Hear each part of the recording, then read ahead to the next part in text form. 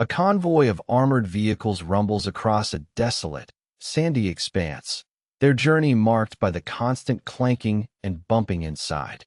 Within one vehicle, a group of passengers listens intently as a masked soldier delivers a critical briefing. He sternly warns them, do not leave the designated area and to avoid words and actions that might provoke the prisoners. As he reiterates, please exercise strict caution. The tension is palpable among the travelers, who seem to brace themselves for a challenging, potentially dangerous mission. Inside the rumbling vehicle, a surprising introduction breaks the silence. A bubbly young woman, Lala, cheerfully announces, hello? I'm Lala. I've come to teach science. To her surprise, a more serious-looking man, Dante Kang, replies, I'm Dante Kang. Anan.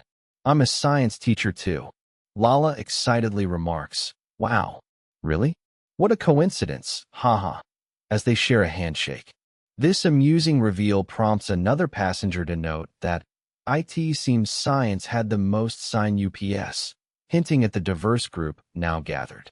Inside the vehicle, the passengers continue to introduce themselves and their assigned subjects.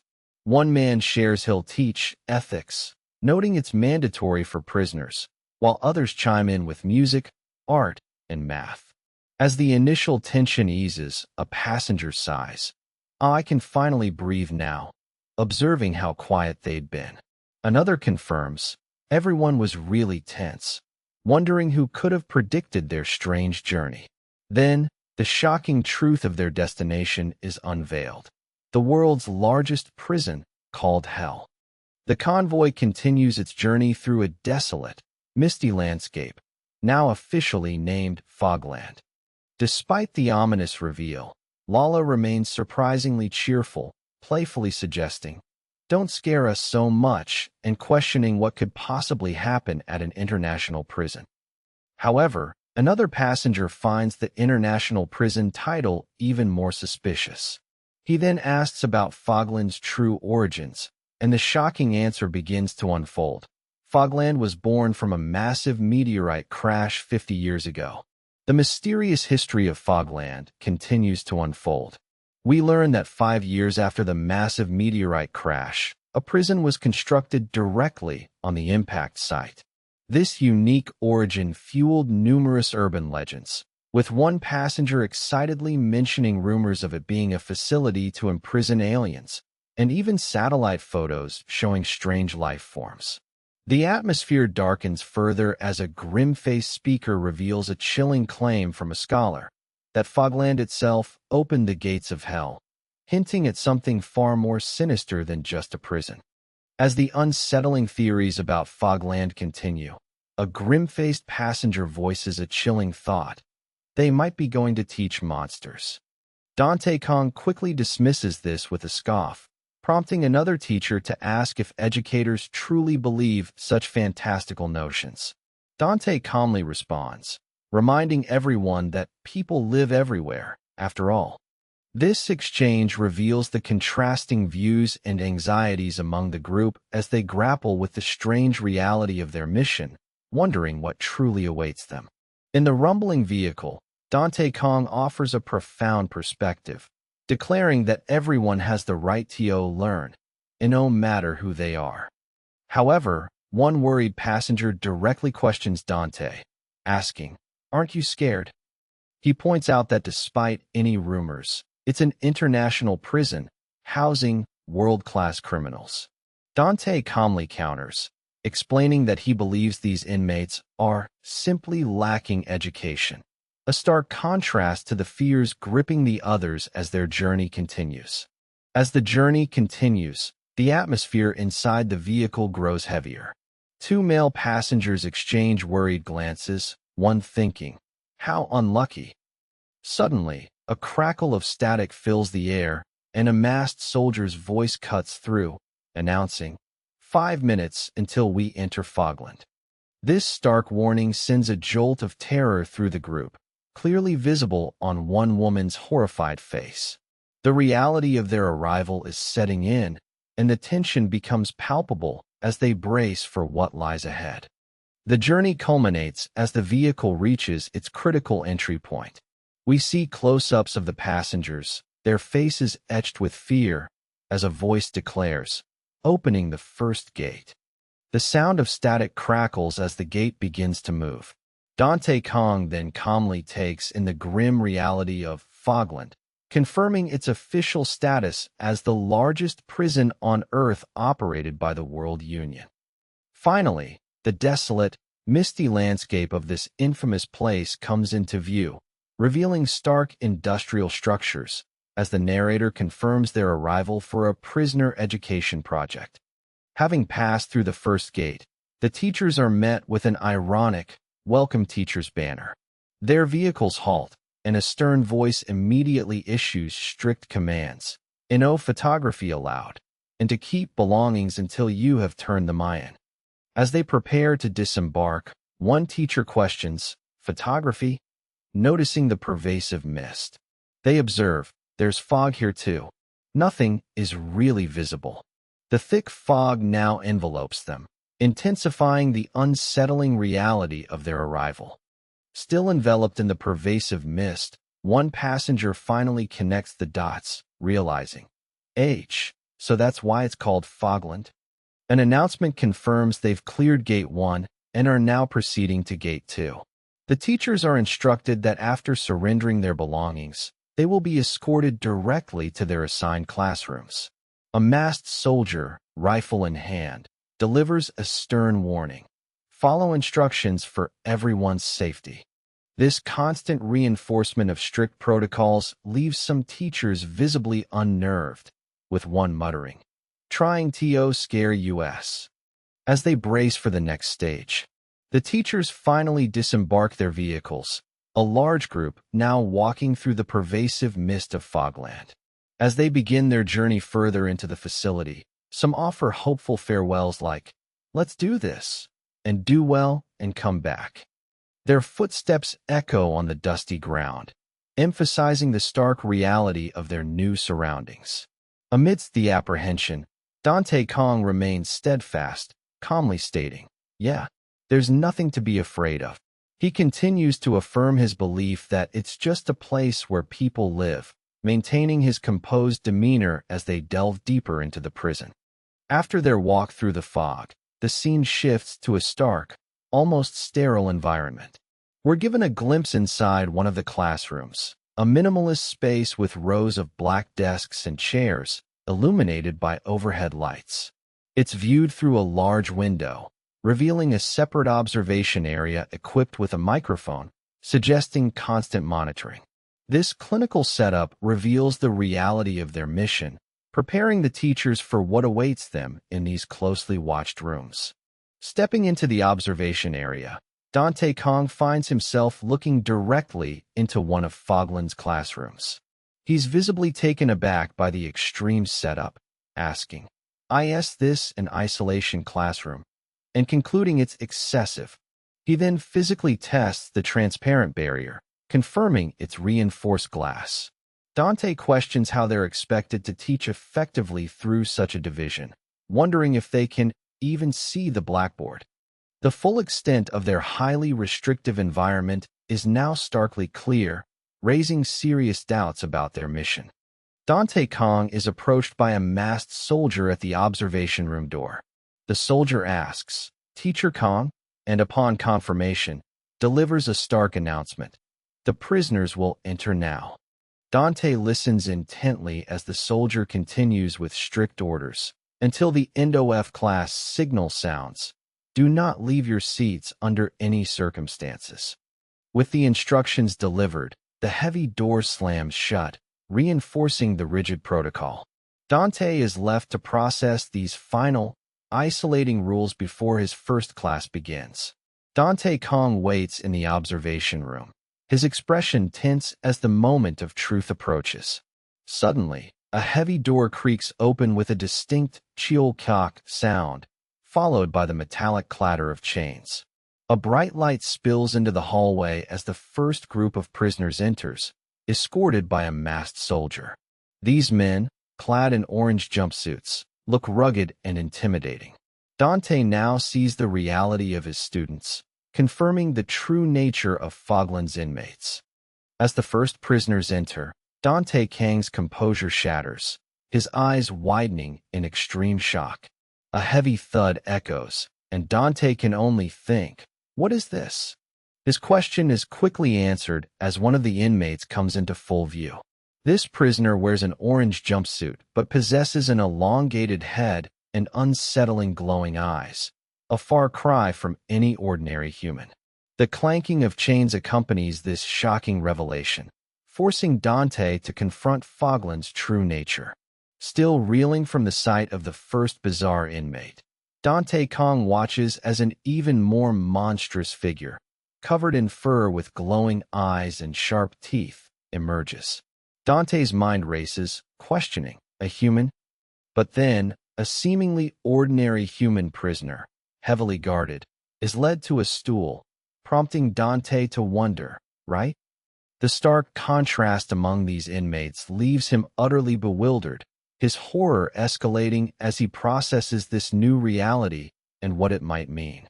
Dante Kang's shock intensifies as even more intimidating prisoners arrive, including one with a cage-like helmet and another displaying unsettling facial tattoos and glowing eyes. Overwhelmed, Dante internally questions, how are we supposed to teach them? He quickly tries to compose himself, shaking his head and declaring, "No, that's such nonsense." He sternly tells himself, "Get a grip, Kang Dante," reaffirming his core belief that people live here, after all. Despite the overwhelming reality, Dante attempts to hold onto his conviction. Dante Kang, steadfast in his resolve, reaffirms his belief that the prisoners are simply people who lacked education. He then formally introduces himself to the classroom, stating, "Nice to meet you. I'm Dante Kang, and I'll be your science teacher." Preparing for his first lesson, Dante plans a professional icebreaker. He then addresses the diverse group of inmates, acknowledging that while other subjects like art and music were available, science was the most popular. He engages them, asking, "Why do you think that is?" Dante Kang continues his icebreaker, engaging the diverse inmates by asking why science was their most popular choice. He then playfully suggests, "To build a rocket and escape?" Haha, hoping to elicit a response. A quiet SSH sound follows, and the scene shifts to show the intimidating prisoners now seated in the classroom. Their expressions, or lack thereof, offer no clear reaction to Dante's joke, highlighting the challenging reality of his students. The tension remains palpable as Dante prepares to teach these extraordinary individuals. Dante Kang's icebreaker takes an unexpected turn in the tense classroom. After his joke, two of the monstrous prisoners, one skeletal and one furry, react with an unsettling "ha." In the observation room, Dante Kang wastes no time, diving into his first science lesson with a declaration of getting closer to nature. He enthusiastically holds up a sweet potato sprouting in a glass, setting an unexpected tone for his unique class. Dante then instructs his unusual students, "Could you look at what's on your desks?" The scene reveals the diverse inmates, including the monstrous ones, each with their own sweet potato setup. Dante calmly confirms, "It's a sweet potato." This peculiar first experiment begins to unfold, leaving us curious about what he plans to teach these extraordinary prisoners. Dante Kang begins his science class by revealing the day's lesson, growing sweet potatoes. He notes that while this is usually a lesson for elementary students, it holds special significance here. Looking at the diverse inmates, Dante realizes that many are world-class criminal gang members, unfamiliar with such simple, nurturing experiences. He then explains that, with a small cup and water and a little attention, you'll see the sweet potato grow into something, hinting at the potential for growth beyond the plant itself.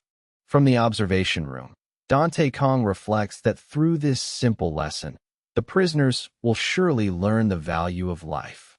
Addressing his unusual students, He acknowledges that they are classified as dangerous prisoners. Even so, Dante emphasizes, "Today you came to learn." He then draws a powerful parallel, telling them, "You are like this sweet potato, possessing an infinite capacity to grow regardless of their environment." With a confident smile, Dante then announces the official start of their unique project. "So from today, we will try growing sweet potatoes." Dante's inspiring analogy about growth immediately hits a snag. One of the monstrous inmates, with an elongated head, angrily confronts him, demanding, "Are you saying I'm a sweet potato?" A flustered Dante quickly clarifies, No, no, I didn't mean it like that," explaining he meant they possess infinite growth potential. However, the lesson takes another unexpected turn as a different prisoner, with sharp teeth, aggressively bites into their sweet potato. Clearly, connecting with these students will be more challenging than Dante anticipated. Dante Kang's lesson quickly unravels as his students completely misunderstand the assignment. Instead of nurturing their sweet potatoes, several monstrous inmates aggressively bite into them with loud crunching sounds. A horrified Dante shouts, "Wait, don't eat them," clarifying that he only gave one to share. Overwhelmed, Dante steps back, left to wonder, "What are these people?" and question the true intentions behind the entire education project in Fogland. As Dante tries to comprehend the chaos in his classroom, a sudden, aggressive voice cuts through the observation room. He turns, a bead of sweat tracing his temple, as a prisoner's words echo, "Cut out that stupid talk."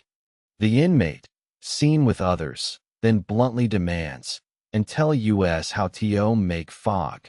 This unexpected question completely derails Dante's attempted science lesson, revealing the prisoner's true, unsettling interests that go far beyond sweet potatoes. After the shocking demand, a brief pause hangs in the air. Dante Kang, visibly surprised, can only echo the prisoner's unsettling request, "Fog." He then tries to regain composure, acknowledging the pervasive mist in their environment and asking if they're curious about how the fog is created.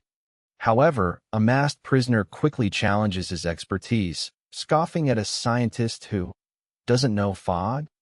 Dante's attempts to redirect the lesson are met with immediate skepticism, setting up a difficult challenge for the science teacher.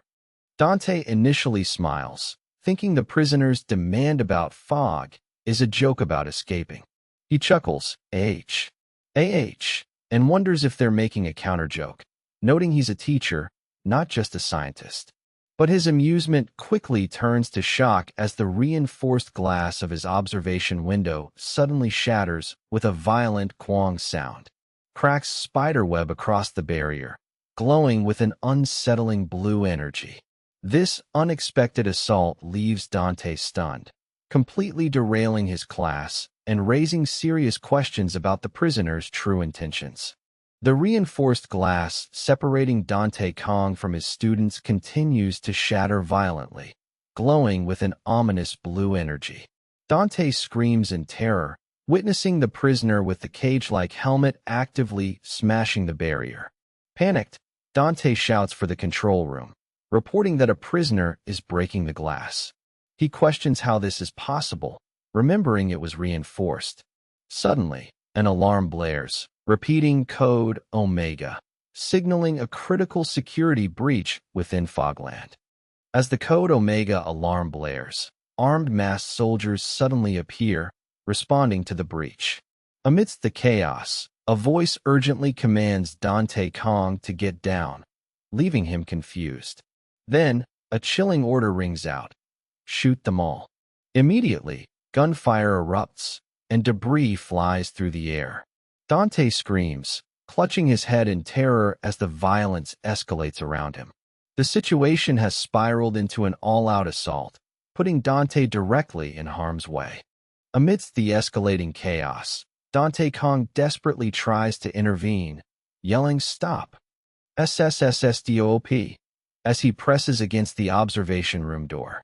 He's horrified when an unseen voice chillingly commands, "Hold until everyone is executed." Dante, aghast, can only stammer, "WH what?" He screams, "You're going to kill all these people?" as the reinforced glass completely shatters. Dante then confronts the soldiers, declaring, "Some people can't see what's in front of them. You people," as a masked soldier aims directly at a bloodied prisoner. The massacre has begun. The massacre intensifies as a masked soldier brutally executes a bloodied prisoner at point-blank range, their face a mangled mess. Dante Kang watches in utter disbelief, his own face contorting in raw horror and terror as he processes the cold-blooded act unfolding before him. The sheer brutality of Fogland's security measures is now undeniable. This shocking event leaves Dante reeling, completely shattering his earlier convictions about the prisoners and revealing the facility's true, violent nature. The brutal massacre continues as a prisoner's head explodes from a gunshot, splattering blood across the scene. The chilling clang of the weapon echoes, followed by a sudden, ominous text box. "Now, let me introduce myself." This new voice introduces a stark shift, narrating as we witness a horrifying montage of various prisoners, including the monstrous ones, being violently killed. Bodies shatter, blood stains the walls, and a new caption declares them, "The monsters of the largest prison on Earth." The true identity of this new narrator and their implications remains a mystery. Amidst the gruesome aftermath, a new narrator continues their chilling introduction, stating, "They will be my neighbors from now on," as a bloodstained blade is revealed. This ominous declaration sets a dark tone for what's to come. The narrative then shifts, unveiling the striking title of this new chapter, "The Limbo," followed by the creator credits. Finally, a sudden, sharp gasp breaks the silence, hinting at someone's shocked reaction to the unfolding horror, leaving us to wonder who made this sound and what new terrors they're witnessing. After the grim introduction of the Limbo, a sharp gasp pierces the silence. It's Dante Kang, utterly shell-shocked, collapsing to the floor with wide, glowing eyes. The brutal reality of the massacre has left him reeling, his anguished gasp echoing as he tries to comprehend the devastation. This profound moment of shock sets the stage for the immense challenge Dante now faces, forever changed by Fogland's horrors. Amidst the gruesome aftermath of the massacre, a specific prisoner remains. This masked inmate, identified by the number 0 to 182, sits calmly at a table, surrounded by blood. Dante Kang is still utterly shell-shocked, gasping in horror at the brutal events he's witnessed. Suddenly, everything goes dark with a stark visual transition. When vision returns, the mysterious prisoner 0 to 182 is still there, their calm demeanor unsettling after such violence.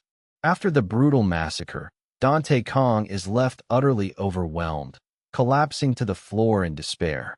As the scene darkens, attention shifts to the enigmatic prisoner 0 to 182. We see a piercing close-up of their glowing blue eye, confirming their unsettling presence. Their numerical designation, 0 to 182, appears, emphasizing their significance. Then, a new, dark and cracked room is revealed, featuring a large, creaking industrial fan. This eerie transition hints at a deeper, more mysterious part of Fogland, perhaps connected to the silent prisoner.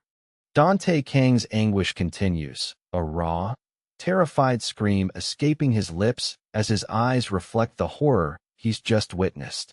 Suddenly, everything flashes blinding white, momentarily overwhelming the senses. Then, a dark, blurry image emerges. A lone prisoner, clad in an orange jumpsuit, hunched in a desolate, dimly lit cell, seemingly lost in their own confinement.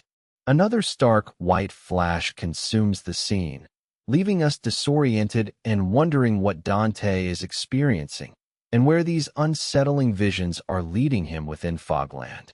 Dante Kang slowly stirs, waking up on a hard surface in a stark, dimly lit cell.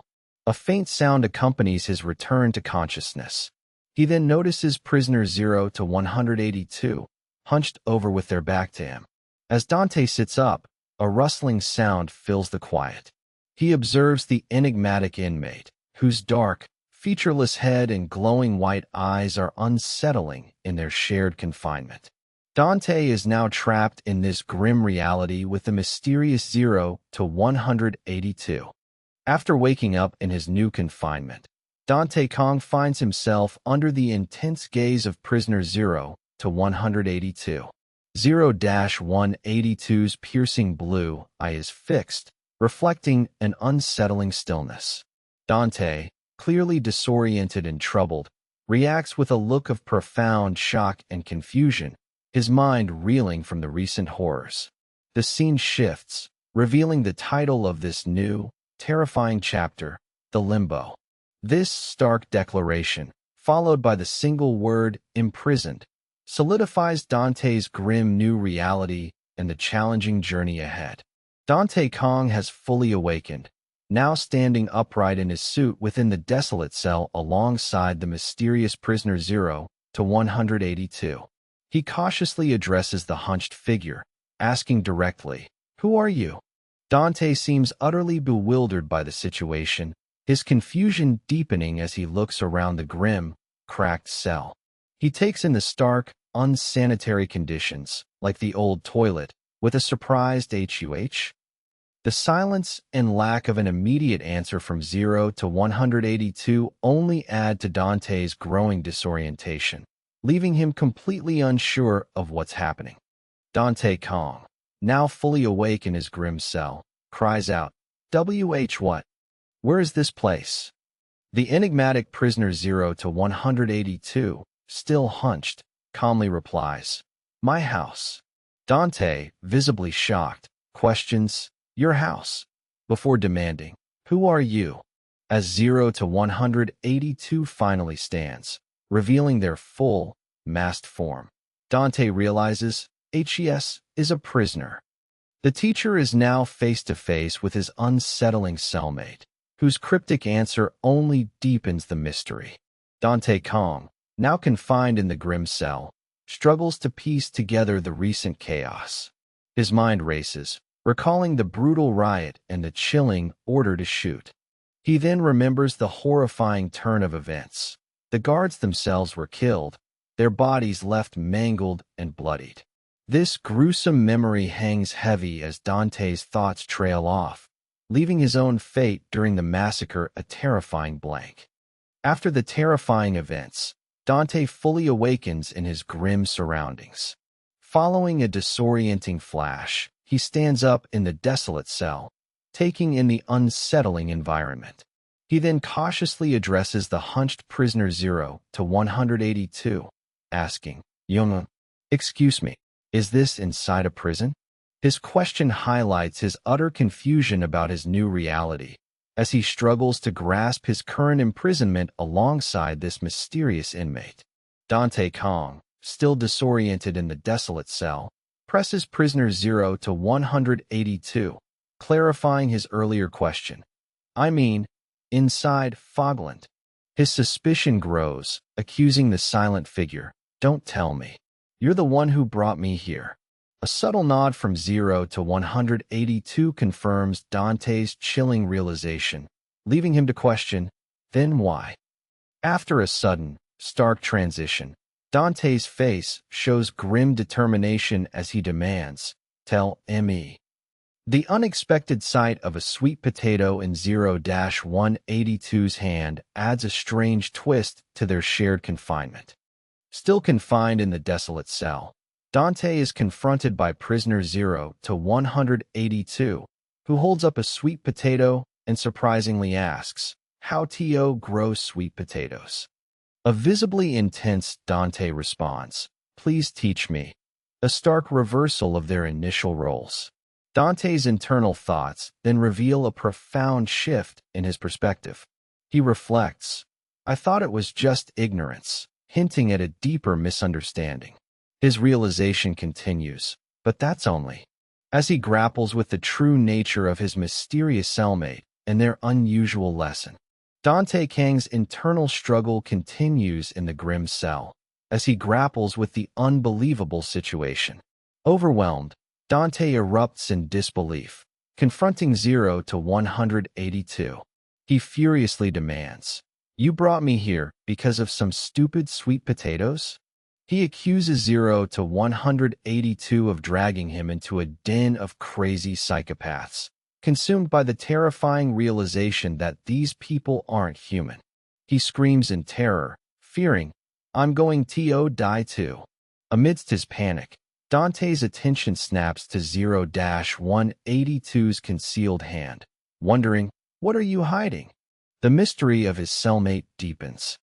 In their grim cell, Dante's terror intensifies as he glimpses what 0 to 182 was hiding. He gasps, questioning, "A gun? A knife?" Overwhelmed, Dante screams in panic, recoiling sharply from his cellmate. The scene then plunges into darkness as a desperate "damn it" escapes his lips. Despite the overwhelming fear and uncertainty, Dante finds a new resolve. He defiantly declares, "I've got nothing to lose." As his situation takes an even darker turn, Dante, having declared he has nothing to lose, violently lunges at prisoner 0 to 182. He tackles his cellmate, sending them both flying across the dark cell with a loud, thudding sound. 0 to 182 crashes to the ground, still clutching something in their hand. Dante desperately holds onto 0-182's arm, trying to control the situation amidst the chaotic struggle. The impact of their confrontation is palpable, leaving their fate uncertain in the confined space. After tackling 0 to 182, Dante Kang feels a surge of triumph, confidently declaring, "Got him. I subdued him." He dismisses 0 to 182 as nothing compared to the other monstrous inmates. Gripping his cellmate, Dante believes, "If I stay calm, I can handle this situation." With renewed determination, he focuses on the next step. "Now, I just need to take the weapon from his right hand," he thinks, preparing to disarm him. But just as Dante makes his move, 0-182's arm unexpectedly begins to stir and move. This subtle resistance hints that the fight is far from over. Just as Dante thought he had subdued prisoner 0 to 182, he's left stunned by a shocking turn of events. Dante watches in disbelief as 0-182's arm unexpectedly moves, then realizes with a panicked thought, "It's gone?" Suddenly, Dante finds his own hand bound tight, letting out a defeated "phew." The tables have completely turned. 0 to 182 calmly sits up, apologizing, "Sorry for using violence." But leaving Dante to process this unexpected reversal. Still trapped in the grim cell, Dante Kang is furious, confronting prisoner 0 to 182. He angrily declares, "I got into danger because of your stupidity, finding it absurd to be kidnapped inside a prison." When 0 to 182 still wants to learn about sweet potatoes, Dante flatly refuses, snapping, "I don't teach brainless people." His frustration boils over, telling 0 to 182 to just eat yourself.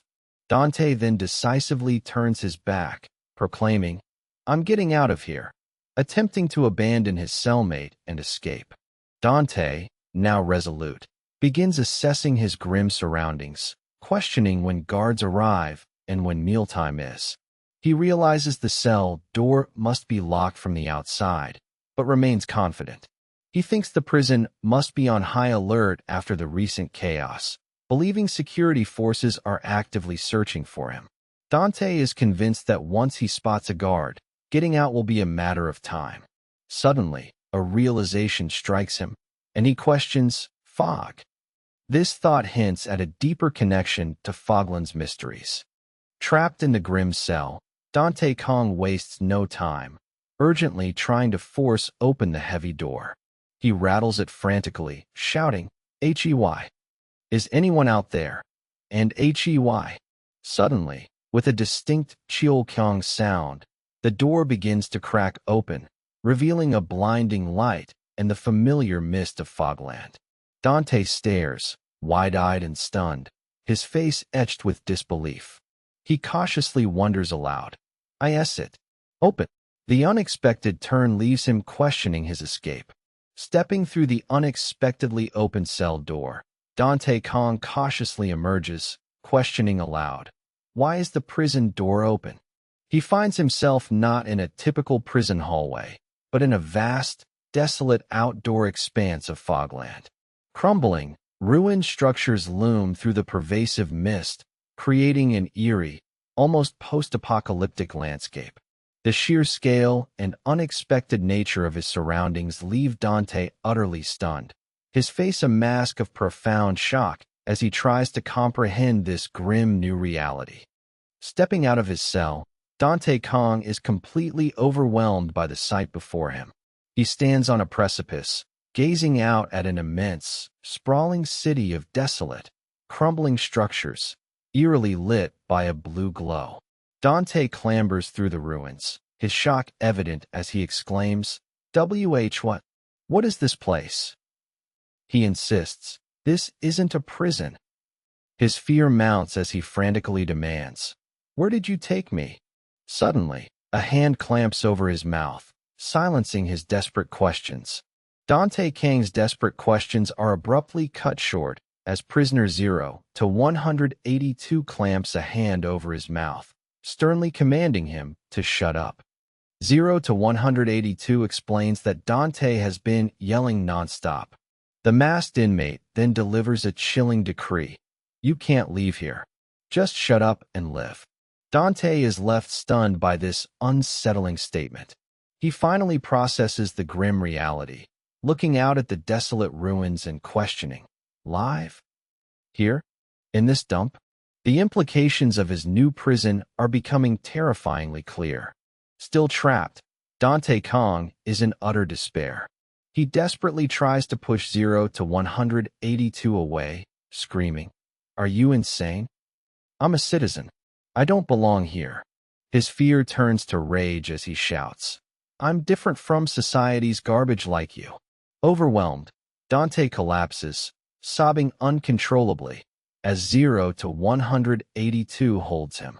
A massive, silent figure now looms nearby, observing their exchange. Dante's complete breakdown reveals his profound terror, and the unsettling presence of this new entity only adds to the mystery of his grim confinement. As Dante breaks down, we get a closer look at the imposing figure looming nearby. Its scarred, muscular chest and unsettling, hooded face with glowing white eyes are revealed, accompanied by heavy, guttural breathing. After a tense pause, a tearful Dante, still distraught, manages to clarify to 0 to 182. That wasn't directed at you. His emotional outburst continues, but now he's trying to distinguish his fear of Fogland from his cellmate. After Dante's emotional breakdown, the tension in the desolate ruins escalates dramatically. Prisoner 0 to 182 abruptly turns on Dante, snapping, What are you looking at, you pig? Before Dante can fully process this insult, the imposing, hooded figure nearby flexes its immense, muscular arm, then unleashes a devastating punch. Blood splatters across the scene as Dante is violently struck down. He collapses to the ground, unconscious and bleeding, his glasses falling beside him, leaving him completely vulnerable to this brutal new reality. Dante Kang is sprawled on the ground, injured after the brutal attack, as prisoner 0 to 182 calmly tells him, I told you to shut up. Dante, still reeling, angrily retorts, You bastard. 0 to 182 internally blames Dante for the trouble, even lamenting, Now even my clothes are gone. Dante then unleashes his fury, demanding, Why do you keep doing stupid things that get us in trouble? And chastising him for fighting a monster. Dante's rage culminates in a shocking realization. yelling that 0 to 182 don't even have an arm, revealing a profound vulnerability. Left injured and bleeding on the ground after the brutal attack, Dante Kang is in a desperate state. Prisoner 0 to 182 stands over him, seemingly reflecting, "Was that too much?" Then, in a bizarre turn, 0 to 182 begins to calmly remove their orange jumpsuit, revealing their muscular, scarred chest. A terrified Dante screams, "What are you doing?" repeatedly apologizing as 0-182's clothes fall to the ground. Dante's fear escalates dramatically as he's left to wonder what unsettling intentions lie behind 0-182's actions. Dante, injured and disoriented on the ground, looks up in confused fear. Prisoner 0 to 182 stands over him, now shirtless, holding out their orange jumpsuit. With a calm, unsettling gaze, 0 to 182 simply commands, "Put it on." Dante's face contorts in disbelief and disgust at the suggestion, internally questioning, "What the?" As he grapples with the strange demand, he can only think, "Are you serious?"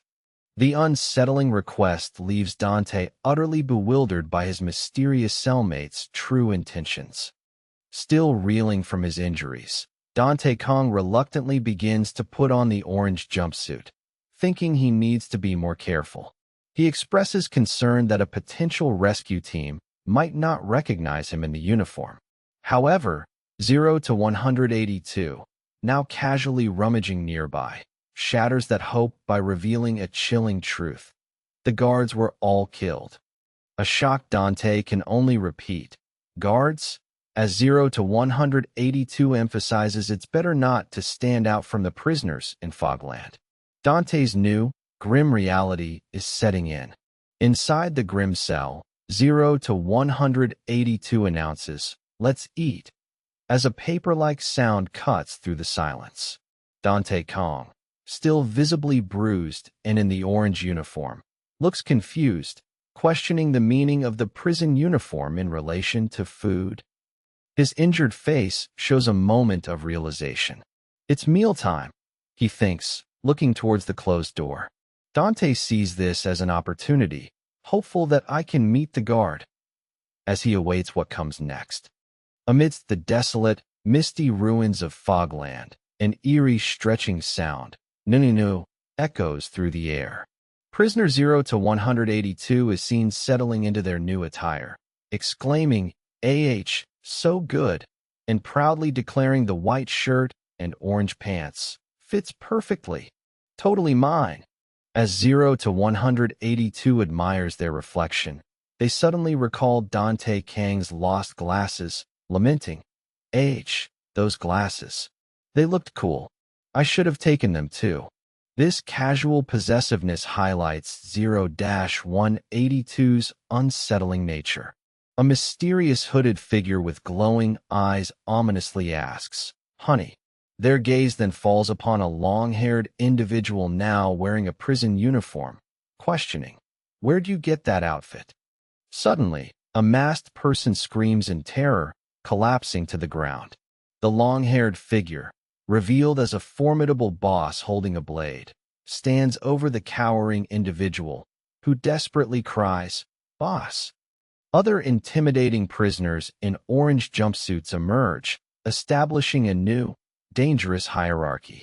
Amidst the desolate ruins, a hooded figure discusses a new arrival. They reveal Dante, described as a nerd with glasses, has just moved into Tofu Village.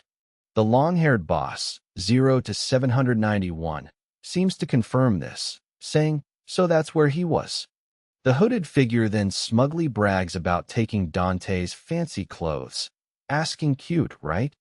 However, this boast is abruptly cut short as 0 to 791 violently plunges a blade directly into the hooded figure's head, ending their life in a brutal flash. Amidst the desolate ruins, the violence continues to escalate. We witness a brutal stabbing as a prisoner is impaled, blood gushing. An overhead view then reveals multiple lifeless bodies sprawled in pools of crimson, victims of the ongoing carnage. A blood-stained figure emerges from the pervasive mist, asking ominously, "Finally found you."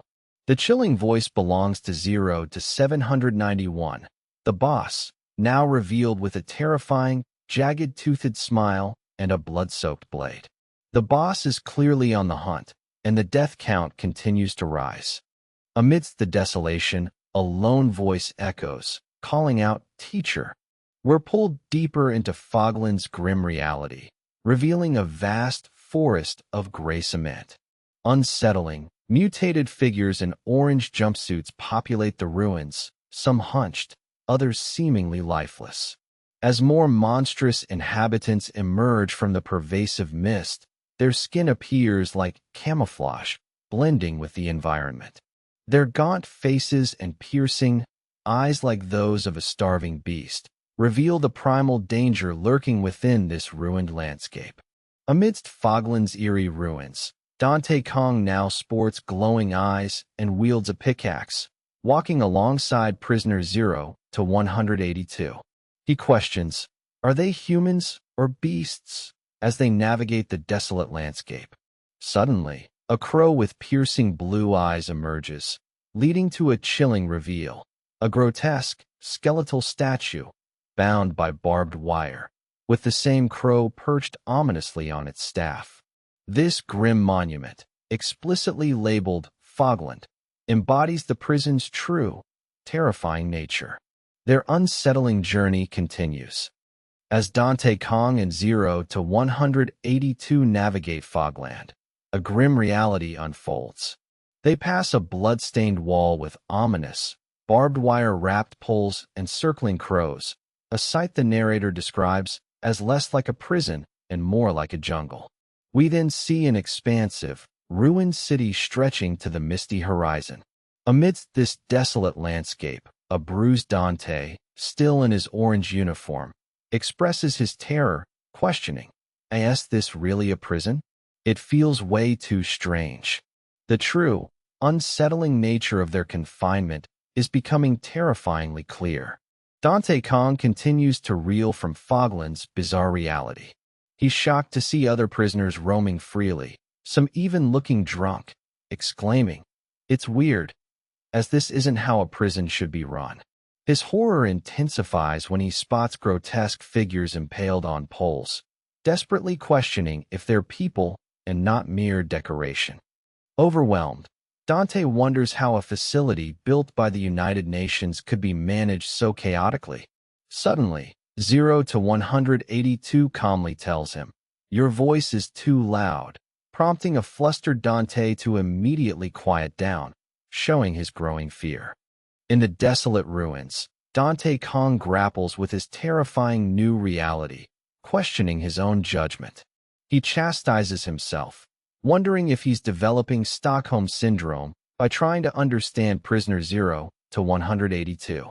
Dante's internal monologue reminds him that 0 to 182 is a kidnapper with eyes, just like the crazies. He clings to 0 to 182, terrified, realizing his cellmate is dangerous too, and repeats a grim warning to himself.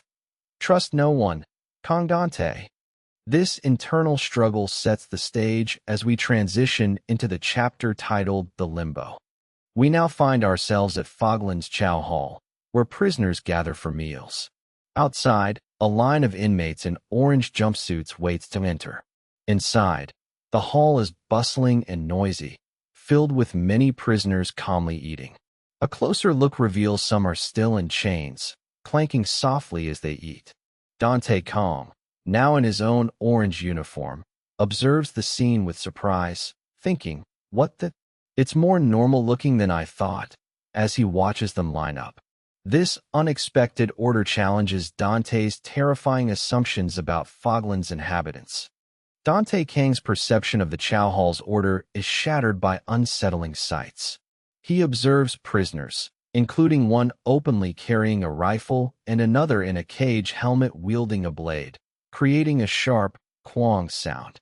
That means Dante realizes, his face contorting in profound shock at this unexpected chaos. A blinding white flash then disorients him. As his vision clears, the familiar helmet of a masked soldier comes into view, suggesting the arrival of new authority or a direct confrontation. Dante's focus shifts, and a wave of relief washes over him as he spots a uniformed figure. He exclaims internally, "Guard!" And I'm saved, recognizing the familiar uniform amidst the chaos. However, Dante quickly remembers he's still wearing his orange jumpsuit.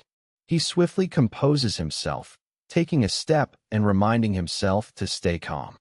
He vows to act as civilized as possible, knowing he must blend in with the other inmates to navigate this treacherous environment. Dante, still navigating the chow hall, internally resolves to distinguish himself from the other inmates. As he waits in line for food, he boldly requests, "Give me extra ham."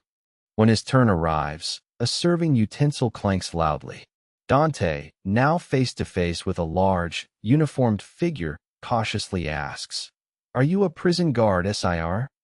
This marks Dante's first direct attempt to seek help from authority figures, hoping for an escape from his grim reality. In the chow hall, Dante Kang, bruised and panicking, finally addresses the uniformed figure.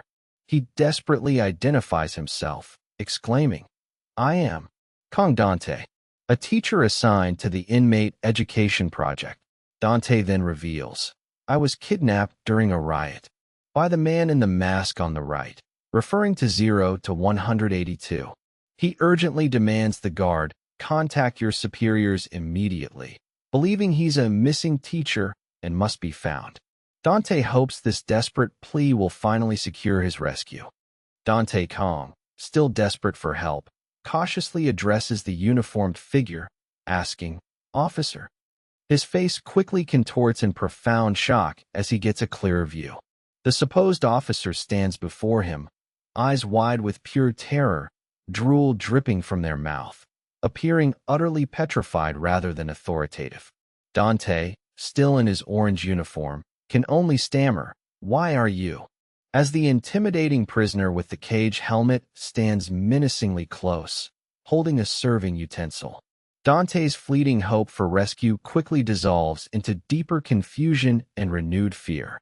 In Fogland's chow hall, Dante Kang is abruptly confronted by the supposed officer, who barks, "If you're not gonna eat, get out." A standard prison meal tray is then served. Dante, now identified by the number 0 to 132 on his uniform, finds himself seated with the elongated head prisoner attempting to eat his food, leaving him utterly confused. He then looks back at the aggressive figure, questioning his identity. What's with those eyes? And wondering, is he not a guard? The chaos of Fogland continues to challenge Dante's perceptions. Still in the chaotic chow hall, Dante Kang grapples with the unsettling encounter. He confirms to himself that the figure he spoke to was indeed wearing a guard's uniform and had a badge. Yet, looking around, Dante is baffled, asking internally, "Why can't I see any other guards or officers?" The complete absence of authority figures makes him question if anyone is even searching for him. This growing unease solidifies into a chilling realization. Something's wrong. Seriously wrong. The terrifying truth dawns on him as he concludes, "I'm screwed." Dante Kang is clearly at his breaking point, despairing that he'll be stuck here forever. He grimly recalls 0-182's earlier words about just living in this desolate place. A new approach forms as Dante cautiously addresses 0 to 182 as student. With a nervous smile, he brings up their previous conversation, asking, "Sweet potatoes. You said you wanted to grow them, right?" This unexpected shift hints at Dante's desperate attempt to reconnect and perhaps find a way forward within his grim confinement. In the chow hall, Dante Kang reaches his last resort. With a determined, almost desperate smile, he declares to 0 to 182, "I will teach you how to grow sweet potatoes. As much as you want. However, He quickly adds a crucial condition, but in return, help me get out of here. Dante, observing 0-182's fixation, decides to use his stupidity to his advantage. The two sit at a table, Dante now actively trying to manipulate his enigmatic cellmate for a chance at escape. The tense negotiation between Dante and 0-182 continues. Dante, still in his orange uniform, nervously tries to reason with his cellmate. But 0-182 cuts him off, asking, "Do you think I'm an idiot?" Dante is visibly stunned, exclaiming, "What?" as he tries to clarify that he didn't imply their deal was over some sweet potatoes. Growing flustered, Dante reminds 0-182, "You said you brought me here because you wanted to learn how to grow sweet potatoes, right?" He insists that once he teaches, 0-182 must take responsibility for his release. The negotiation is clearly not going as Dante hoped. Still in the chow hall, 0-182 reveals a shocking condition for Dante's escape, stating with a slight smirk, "T.O., get out of here. You have T.O. become the supreme leader." A stunned Dante Kang questions, "What? The supreme leader? Like the boss of this place?" However, 0-182 quickly dismisses his capability, declaring, "Someone like you could never do it." Dante, looking flustered, internally retorts that he doesn't really want T.O. anyway. This unexpected demand sets a bizarre new challenge for Dante's freedom. Dante Kang, still grappling with 0-182's demand, now realizes the unsettling truth. Only the top leader can contact the outside world. This makes his escape condition even more daunting. 0-182 then offers a grim choice, declaring, "Ascend or fall. That's the only way out." Utterly confused, Dante pleads for a clearer explanation, asking, "What are you? Speak so I can understand you." But 0-182 abruptly cuts him off, stating, "Enough questions," leaving Dante bewildered by his cellmate's cryptic rules for freedom. In the chaotic chow hall, Dante's patience with 0-182 finally snaps. He confronts his silent cellmate, realizing, "So you're not planning to help me after all." Frustrated by 0-182's unwavering silence, Dante slams his hand down. He then defiantly declares, "Then there's no point in staying near you anymore. I'm getting out of this filthy, horrible place right now." Turning his back in anger, Dante warns 0-182 they'll regret this, hinting at his powerful family and the impending judgment once he escapes. Dante is now determined to make his own way out, with or without 0-182's help. Still reeling from the tense exchange, Dante Kang walks away, internally dismissing the other inmates as life-sentence trash who deserve to rot here forever. But his resolve is immediately broken when a voice urgently calls out, "Teacher." Dante turns, visibly surprised, as the voice continues, "Mr. Kang, are you here?" The scene then shifts to reveal other prisoners, some in masks, murmuring in a separate part of the facility. It seems someone else might be looking for Dante, adding a new layer of mystery to his predicament. Amidst the ruins of Fogland, Dante Kang suddenly reacts, his eyes widening with renewed hope. He declares, "The rescue team is here." Believing his salvation has arrived, panicked and desperate, Dante frantically screams, "Over here! I'm over here!" as he runs through the desolate landscape. He loudly announces, "Name's Kang Dante, science teacher at a public high school, age 32, hoping his identity will lead to rescue from this terrifying place." Dante's frantic calls for a rescue team lead him to a shocking new encounter. Instead of salvation, he finds himself face-to-face with the towering, long-haired boss, 0-791, who stands menacingly over him. Several other intimidating, glowing-eyed prisoners emerge, surrounding a terrified Dante Kang. He's now completely outnumbered and vulnerable, as this dramatic confrontation shatters any lingering hope of escape. Dante's situation has become even more perilous. The ominous, jagged-toothed grin of the boss, 0 to 791, fills the frame, as Dante Kang stares up in pure, petrified shock. Overwhelmed by the sudden, terrifying confrontation, Dante is left speechless. After a moment of disorienting white, the imposing 0 to 791 stands over him, delivering a chilling greeting. Long time NOC, teacher. Prisoner 0 to 182 stands calmly behind Dante, witnessing the tense encounter. Dante's desperate cries for help have led him directly to this perilous moment. The menacing boss, 0 to 791, confronts Dante Kang, asking, "Remember me? I took your sweet potato class." A visibly terrified and sweating Dante, stammering, Of course, instantly recognizes him. He mentally confirms, "I could never forget." Dante then recalls 0-791's imposing figure, thinking, "It was the first time I'd seen someone that huge," underscoring the lasting impact of their first chaotic encounter and the boss's intimidating presence. Dante Kang's terror spikes as he fixates on a specific detail, muttering, "Those shoulders."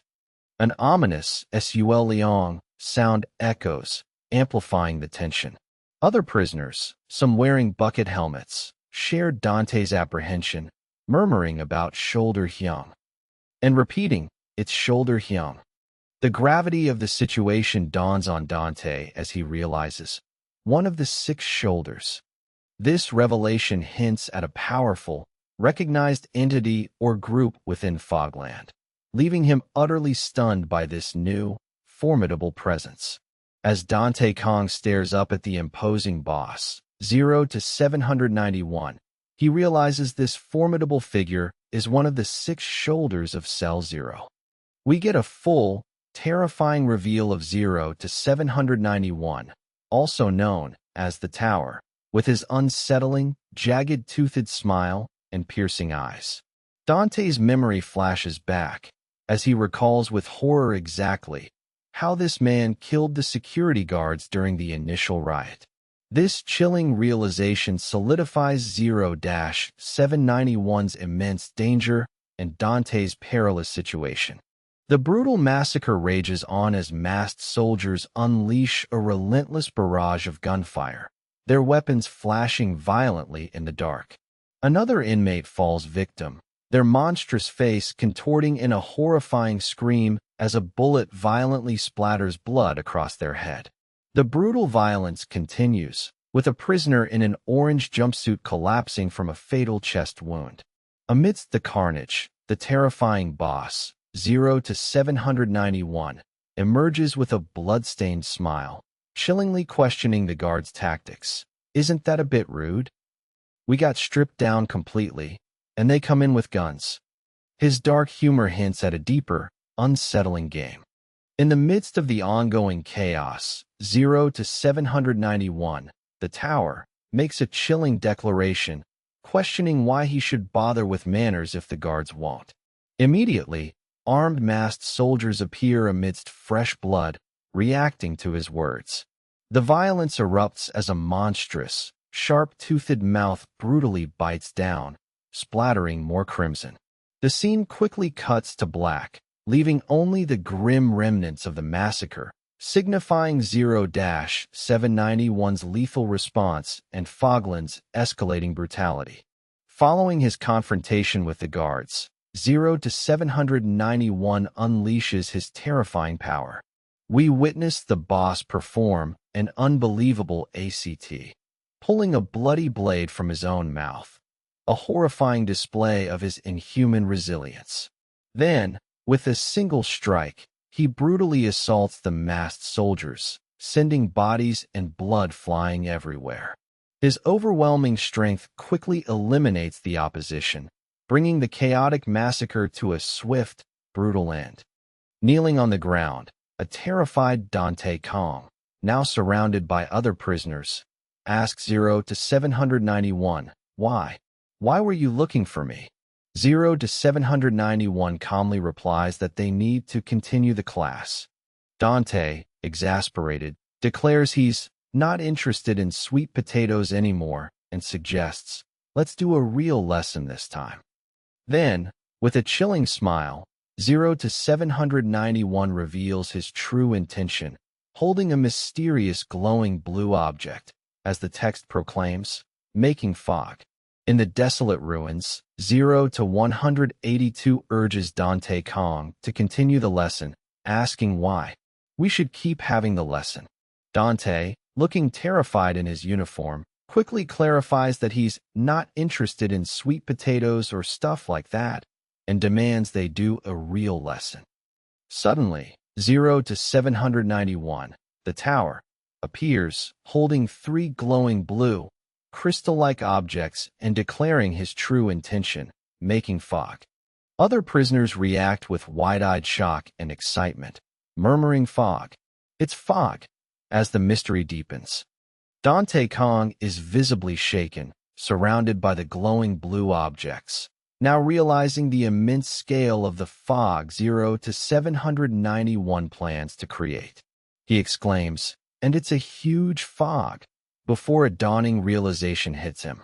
Come to think of it, he muses, flashing back to the prisoners in his classroom demanding, cut the nonsense out. Just tell us how to make fog. This memory brings a chilling clarity to Dante, as he grapples with the true, terrifying meaning of this thing called fog, and its significance to Fogland's inhabitants. Dante Kang faces the ominous blue objects held by 0 to 791, questioning their nature. He asks, what is this? But 0 to 791 mockingly retorts, you really don't know? The other prisoners erupt in disbelief, shouting, you're a science teacher. How could you not know? They challenge, weren't teachers supposed to know everything? Leaving Dante stunned.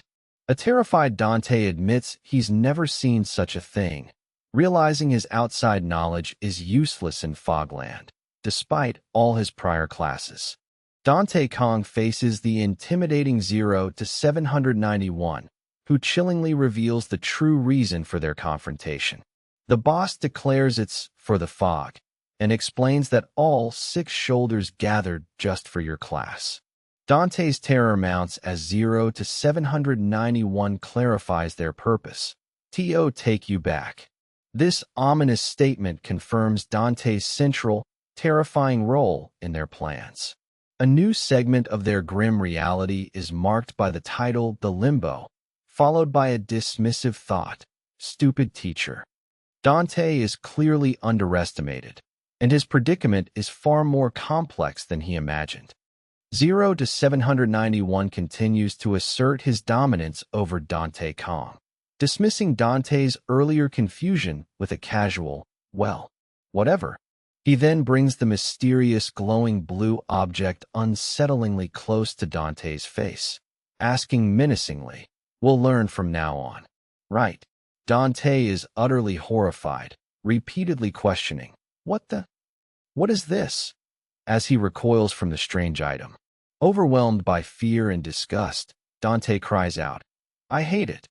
I hate this. His terror of 0-791's methods and this unknown object is palpable, setting a dark tone for their forced lesson. The grotesque, zombie-like prisoners watch with unsettling hunger, drooling as they fixate on something above them. Suddenly, Dante Kang recoils in terror, shouting, I said I don't want it, as the glowing blue objects are forced towards him. After a disorienting flash, these mysterious orbs are seen falling, bouncing into a shadowy abyss. The monstrous inmates continue to observe intently, their wide eyes fixed on the descending objects, as Dante's terrifying lesson with 0-791 takes an unexpected turn. The mysterious glowing blue objects have landed in the shadowy abyss, immediately drawing the intense gaze of the zombie-like prisoners. More gaunt figures in orange jumpsuits appear, all fixated on the ground below. Suddenly, a swarm of inmates scrambles wildly, reaching for the fallen blue orbs, letting out exclamations of intense desire. Dante Kang watches this chaotic scene unfold, his face etched with pure terror and disbelief at the prisoners' ravenous scramble for the mysterious items. The terrifying scramble for the mysterious blue objects intensifies as prisoners violently fight for them, shouting, "Give it to me, and it's mine." Amidst the chaos, 0 to 791, the tower calmly observes the ravenous inmates, remarking, "See, everyone wants fog."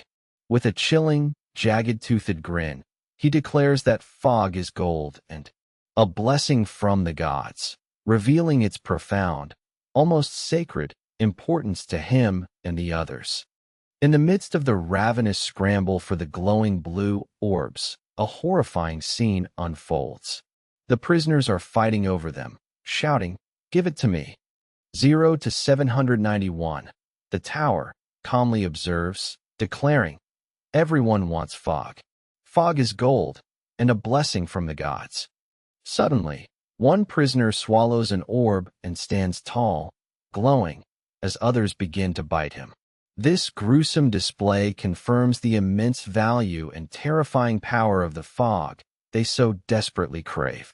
In the desolate ruins, 0 to 791, the tower is brutally torn apart, his body dismembered, yet he smiles chillingly. Meanwhile, some prisoners in Tofu village excitedly anticipate getting their hands on the precious fog, calling it gold and a blessing. A masked inmate, however, seems unfazed by the chaos, predicting that old man will live in heaven today. The sheer brutality and warped desires of these inhabitants are on full display. In the desolate ruins of Fogland, a sinister figure speaks of incredible talent gained from more fog. He then offers a chilling proposition, asking Dante Kang, "Interested?" Dante, his teeth glowing with an unnatural blue light, reacts with a violent yoayak as he collapses, clearly in immense pain. This unsettling transformation hints at the dark price of such power. In the desolate ruins, Dante Kang collapses, overwhelmed by his surroundings, desperately crying out to go home. He's confronted by other prisoners, also in orange jumpsuits, who mock his pleas. Dante, still in shock, insists he's not a scientist, but a teacher, bewildered by his new reality and the strange, almost dramatic, events unfolding around him. Dante Kang, still in his orange uniform, breaks down, crying out that he's just a high school teacher, not some esteemed doctor. He's clearly overwhelmed by the chaos and despair of Fogland. Meanwhile, other prisoners in orange jumpsuits are gathered, one even looking utterly defeated as she's questioned about her incompetence. The stark reality of their situation is sinking in. Dante Kang, tearfully asking, "What?" laments, "I was the first to find you, teacher. I thought I had won." He then realizes, "I thought I could become the supreme leader." Suddenly, a brutal act occurs as a blade is shoved into someone's mouth, followed by a gasp of pain. The violent struggle for power and survival in Fogland continues. In the ruins of Fogland, a brutal confrontation unfolds. A masked prisoner, enraged, declares Dante Kang a useless bastard before violently attacking. Meanwhile, Dante's teaching certificate is presented, highlighting his credentials. A shadowy figure questions his worthiness, asking if he's truly fit to teach children, suggesting a deeper judgment of his capabilities within this desperate new reality. Back in his family home, Dante Kang faces immense pressure from his parents. They lament that no one in their family has achieved a doctorate, scolding him for being a blockhead who hasn't passed a single paper in 6 years. Dante pleads for them to stop, questioning what's wrong with being a teacher. His parents, however, worry he'll have it the hardest, given his prolonged academic struggles. Back in the stark reality of his family home, Dante Kang faces his parents' disappointment. They scold him for his academic struggles, a father famous for TV appearances, and a mother with a law doctorate highlighting their achievements. His successful brother, president of a psychology society, further amplifies their pressure. Dante desperately defends his choice to be a teacher, but his parents worry about his future. Back in his family home, Dante Kang's parents express their deep disappointment over his academic struggles. They highlight their own achievements, contrasting them with his failure to pass any papers in 6 years. Dante defends his choice to be a teacher, but his parents worry about his difficult future. Back at a formal gathering, a man reviews documents, questioning, IPACCS International Penal? What is this? Another, dressed in a sharp suit, explains, it's a United Nations prison. You'll teach people there. Organized by the UN, and the pay is considerable. A third person exclaims, I know that place. It's the one called Fogland, right? Wow, awesome. I heard all the crazies in the world go there.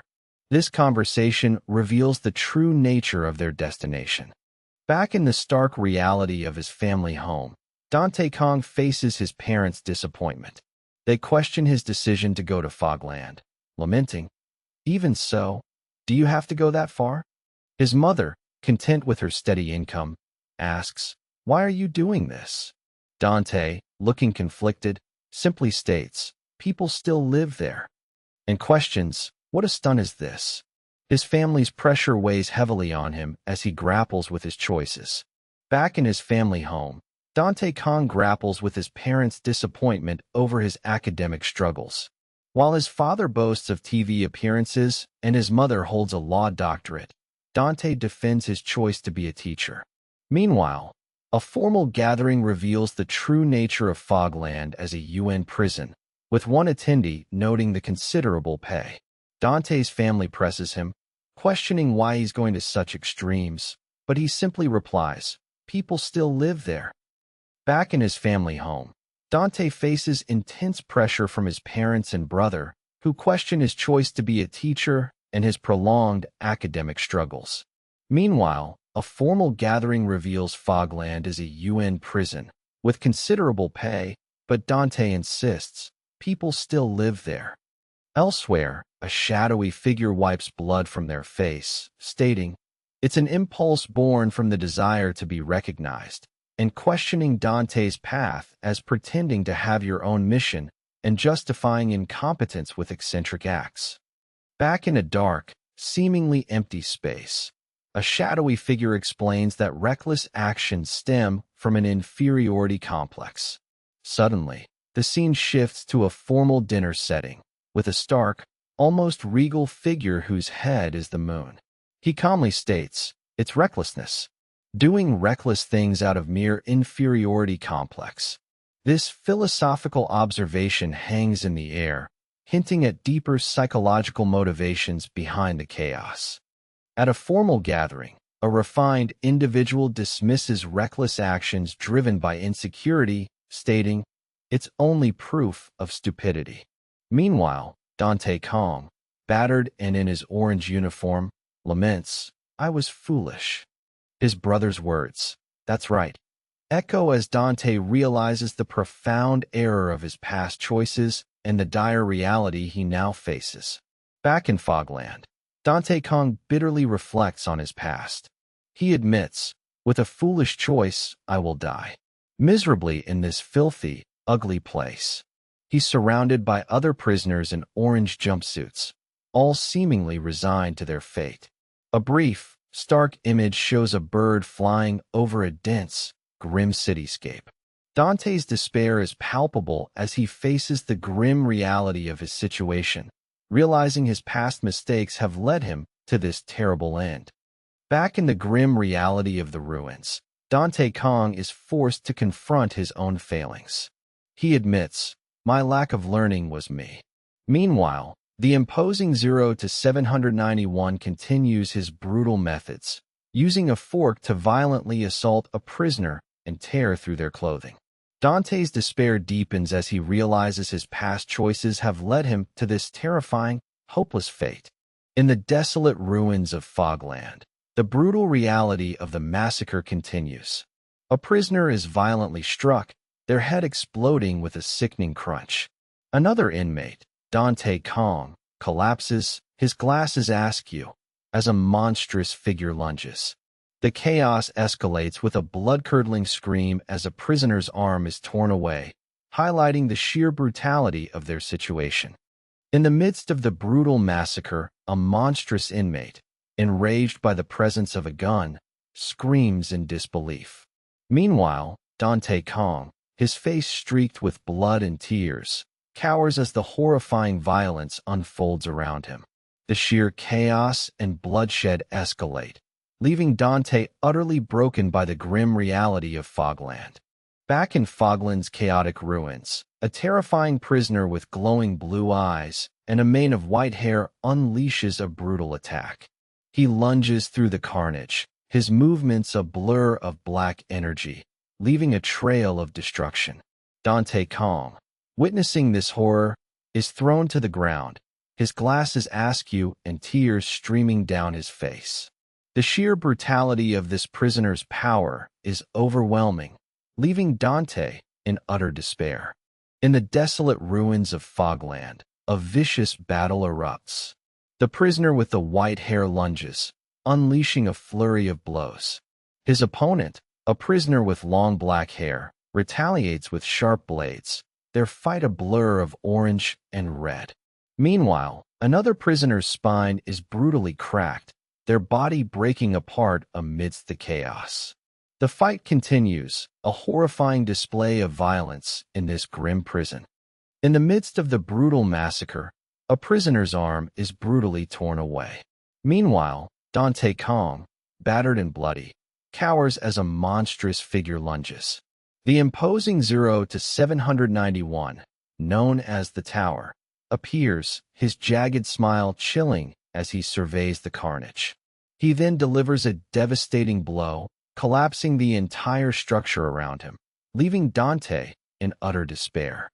In the blood-soaked ruins of Fogland, Dante Kang lies injured, his glasses askew. Suddenly, a new shoulder is born amidst the chaos. A brutal fight erupts as prisoners clash, their screams echoing. Then, a chilling demand. "O new shoulder, tell us your name." As the prisoners gather, their eyes fixed on this newcomer. In the desolate ruins, a prisoner with unsettling eyes calls out, "Teacher," urging, "Let's go." Moments later, Dante Kang, visibly terrified, is unceremoniously dragged through a doorway by this same prisoner. Other inmates in orange jumpsuits recognize him, whispering, "It's the teacher, the teacher." As the chapter title, "The Limbo," appears, signifying Dante's dire new reality. Dante Kang wakes up amidst the desolate ruins, gasping, I'm alive." He's disoriented and covered in blood, repeating, "Alive, alive, I'm alive." The horror of the massacre has left him deeply shaken. He stares blankly, wondering, this person, as the grim reality of his survival sinks in. In the desolate ruins, a prisoner with glowing blue eyes, identified as 0 to 182, questions if the sweet potato lesson was a lie. Dante Kang, battered and in his orange jumpsuit, asks why 0 to 182 signed up for his class in the first place, suspecting it's for the fog. Suddenly, 0 to 182 demands, "Can you make fog?" Dante, terrified, pleads for mercy, stammering apologies as 0 to 182 looms over him. In the desolate ruins, Dante Kang is clearly overwhelmed. Prisoner 0 to 182, still in his orange jumpsuit, recounts his initial motivation, saying, "I originally went because they said they'd give new clothes." Dante, meanwhile, seems to be dealing with the aftermath of some intense violence. Outside, a line of prisoners is blocking the street, and someone is being called out, with a strict warning. "No cutting in line, can't you see people are lining up?" This suggests a semblance of order, however rough, is being enforced. Back in Fogland, the prisoners are buzzing with excitement, lining up for correctional training, because outsiders have come to teach. While some are eager, saying we might learn something amazing, others are more interested in the promise of new clothes and looking neat for the teacher. This event, apparently the first in years, has sparked a surprising level of anticipation. Back in the ruins, Dante Kang, looking utterly defeated, questions why 0 to 182 saved him. 0 to 182 coldly replies, "I didn't save you. I saved my new clothes." Dante, bewildered, points out that 0 to 182 didn't teach him anything and that he peed himself. 0 to 182 corrects him, saying, "You peed on my new clothes," revealing his selfish motive for not letting Dante die. Outside the shower room, a prisoner in an orange jumpsuit stands over another who has collapsed, while a third prisoner cries out in despair. Prisoner 0 to 182 remarks, "Somehow." Later, 0 to 182 is seen washing clothes, telling Dante, "I'll hurry and wash your clothes and return them." This suggests a fragile sense of order is emerging amidst the chaos. In the ruins of Fogland, 0 to 182 confronts Dante, questioning if his ragged uniform is sentimental. Dante, bewildered, asserts it's his, while 0 to 182 insists the number 182 on the clothes is also his. This strange possessiveness over the uniform hints at a deeper connection and 0-182's unsettling claim over Dante's belongings. In the desolate ruins, 0 to 182 is washing clothes while Dante Kang questions him about the uniform. 0 to 182 insists the clothes, marked with 182, are his. Meanwhile, we see a glimpse of the grim Fogland cityscape. Later, 0 to 182 washes Dante's clothes, remarking that the dirty ones are precious too, and offers to wash Dante's outfit for him, showing his peculiar possessiveness. Inside a stark, cracked cell, a clothesline hangs with various prison uniforms, hinting at new arrivals. Dante Kang, now wearing a familiar orange jumpsuit, checks his watch. A whole day has passed since he became trapped. He reflects, escape aside. The monsters called shoulders are looking for me, his anxiety palpable. Back in his desolate cell, Dante Kang fears his location might have been compromised. He worries about leaving tomorrow and regrets not eating the soup earlier. Suddenly, a prisoner with a bag over his head offers Dante a sweet potato, asking, "Want to taste it?" This unsettling encounter makes Dante question if trading these potatoes will even work. Back in his cell, Dante Kang is trying to eat a sweet potato, muttering about survival. Suddenly, he's attacked. A shadowy figure lunges, forcing Dante to exclaim.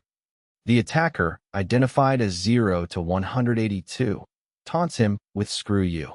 Overwhelmed and terrified, Dante's desperation takes over as he pleads, "I'm just so hungry. Could I have a little to eat?" This chilling interaction highlights Dante's desperate plight. Back in their grim cell, Dante Kang is trying to survive on a sweet potato, but prisoner 0 to 182 is insistent. "No," Dante declares, but 0 to 182 presses, "Just one bite. It's a famine crop, so it's fine." Later, 0 to 182 holds up the sweet potato, its surface marked with 182, and states, "It's mine."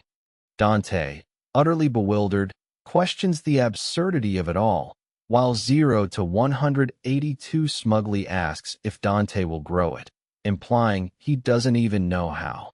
Back in his cell, Dante Kang is horrified as 0 to 182, holding a sweet potato, issues a chilling threat.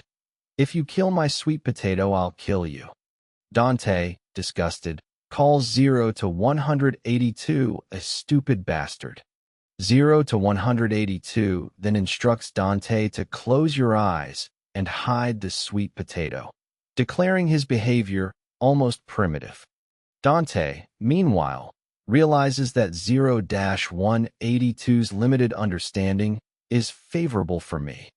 Back in their grim cell, 0 to 182 questions Dante about the sweet potato's fate, asking, "What if that sweet potato already had a dead fate?" Dante, clearly confused, asks, "Why is that?" 0 to 182 then reveals, "You cut it to engrave a name, remember." He blames Dante for the sweet potato getting sick, leaving Dante stunned. Back in their cell, Dante Kang is horrified as 0 to 182, holding a sweet potato, issues a chilling threat. "If you kill my sweet potato, I'll kill you." Dante calls 0 to 182 a stupid bastard. 0 to 182 then instructs Dante to close your eyes and hide the sweet potato, calling his behavior almost primitive. Dante realizes 0-182's limited understanding is favorable for me. Later, 0 to 182 asks about the sweet potato's fate. What if that sweet potato already had a dead fate? Dante is stunned when 0 to 182 reveals, "You cut it to engrave a name, remember." Back in their cell, 0 to 182 tells Dante one crucial thing about growing sweet potatoes. It needs sunlight. Dante realizes Fogland's thick fog blocks sunlight. He then points out that this tofu village has the least fog here, but laments, this won't be enough, as clothes don't dry well either. This implies their current location is still too foggy for growth. A stern-faced man in an orange jumpsuit instructs, "At minimum, you must get to the gate in front of the fortress." The imposing gates of Fogland loom, a massive, imposing structure shrouded in mist. Inside, the grim industrial landscape continues, revealing more of the prison's desolate architecture. Meanwhile, a prisoner in an orange jumpsuit, smoking a cigarette, hammers away at a metal structure, his grunts of effort echoing. In the desolate ruins, prisoner 0 to 791, also known as the Tower, is being tended to after a brutal encounter. He asks, "How long will it take to heal?" Another prisoner, 0 to 132, assures him, "Don't worry, I brought the best architect." However, the formidable 0 to 791 retorts, "You should bring a doctor, you idiot." He then expresses his shock at the current state of affairs, muttering, "Fuck, what the hell happened?" In the desolate ruins of Fogland, a prisoner's spinal bones are revealed to be stronger than rebar, especially his neck bone, which can withstand a single strike. Meanwhile, a sinister figure declares that the stupid teacher is done for, but admits they need to catch that brat who's monopolizing the fog. Another prisoner, 0 to 182, confirms they found the teacher, leaving the menacing figure with a question mark of confusion. In the grim confines of Fogland, a hulking prisoner with a fearsome mask confronts another, questioning their alliance and the fate of the teacher. He grimly states, "Didn't we form an alliance?" Meanwhile, other inmates react with shock and fear, whispering about how even the strong have had their necks broken. A tense atmosphere hangs in the air as they discuss the teacher's whereabouts and their shared, dangerous goal. In the desolate ruins of Fogland, a grim power struggle unfolds. A menacing figure, 0 to 791, declares his ambition to be supreme leader, scoffing at others' dreams.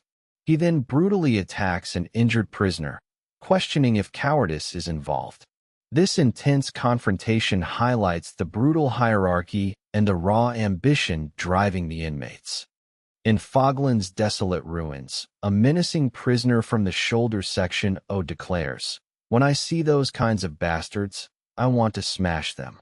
This rage boils over as he brutally attacks another prisoner, identified as Hound, in a flurry of blood and violence, signifying the escalating chaos and brutality within the prison. In the aftermath of brutal violence, the ground is littered with the bodies of prisoners, their orange jumpsuits stained with blood. Amongst the carnage, a formidable prisoner with tribal tattoos stands, his presence radiating menace. He joins a group of imposing figures, who then declare, "Let's go." They arrive at a desolate area, and one of them grimly states, "This is Tofu Village." A terrifying, monstrous skull-like face then emerges from the mist, signaling a new, dangerous territory. The prisoners are on the move, riding motorcycles through the desolate landscape, their orange jumpsuits stark against the grim surroundings. One prisoner, with a bag over his head, questions, "What in the world is in this?" Another, Dante Kang, seems to be dealing with the aftermath of some intense violence, his face streaked with blood and tears. He's clearly overwhelmed, wondering, "I was foolish."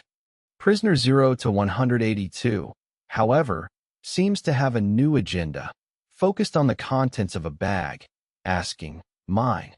In the desolate ruins of Fogland, Dante Kang, still in his orange uniform, presses 0 to 182 about his name.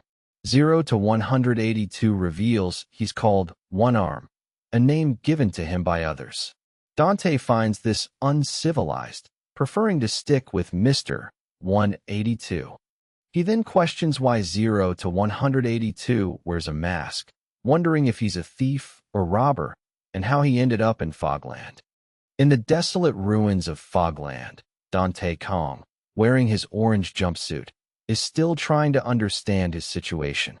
He's confronted by a masked figure who claims, "I was always here." Dante questions this, especially when the figure asks why he's asking so many questions, pointing out that teachers are people too. The masked figure then tells Dante he talks too much and his voice is too loud, calling it an occupational hazard. In the desolate ruins, the sound of metal scraping fills the air as a prisoner works on a damaged structure. Meanwhile, 0 to 791, the tower, is recovering, frustrated that he's not being treated by a doctor. He questions what has happened. Elsewhere, a prisoner with tribal tattoos and his formidable group arrive at Tofu Village, a new, dangerous territory.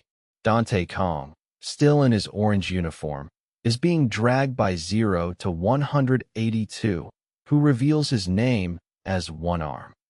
Lost and exhausted, Dante Kang questions how much further they have to go, lamenting they've been walking for 2 hours and seem to be stuck in circles. Suddenly, a masked prisoner appears, making Dante exclaim in shock. He then confronts the masked figure, demanding to know why they're only saying they don't know the way now, yelling that they've been walking for nothing, which is driving him crazy. Amidst the ruins, a prisoner collapses, utterly exhausted, crying, "I can't go on." His companion, 0 to 182, demands, "If you want to save your sweet potato," then continues to push him, asking, "What are you doing?" This stark display of their dire situation leaves Dante reeling from the relentless struggle for survival and the bizarre demands placed upon him. In the desolate ruins, Dante Kang is in utter despair, collapsing and crying out for Mr. 182. He's shocked by 0-182's actions, asking what they're doing. 0 to 182, seemingly unfazed, asks Dante if he's sick, demanding he get a hold of himself. Dante's terror is palpable as he faces this bizarre and unsettling reality. In the desolate ruins of Fogland, Dante Kang is in utter despair, collapsing and crying out to Mr. 182. He's shocked by 0-182's actions, asking what they're doing. 0 to 182, seemingly unfazed, asks if Dante is sick, demanding he get a hold of himself. As Dante begs, "Don't leave me alone," 0 to 182 forcefully attacks him, shouting, "You bastard! Open your eyes." This brutal confrontation leaves Dante utterly overwhelmed. In the desolate ruins of Fogland, Dante Kang is brutally overwhelmed. A monstrous, shadowy figure lunges, forcing a terrified Dante to exclaim, as his glasses fly off. He collapses, his eyes wide with shock and terror, realizing the sheer power of his attacker. This violent confrontation shatters any remaining hope for a peaceful escape.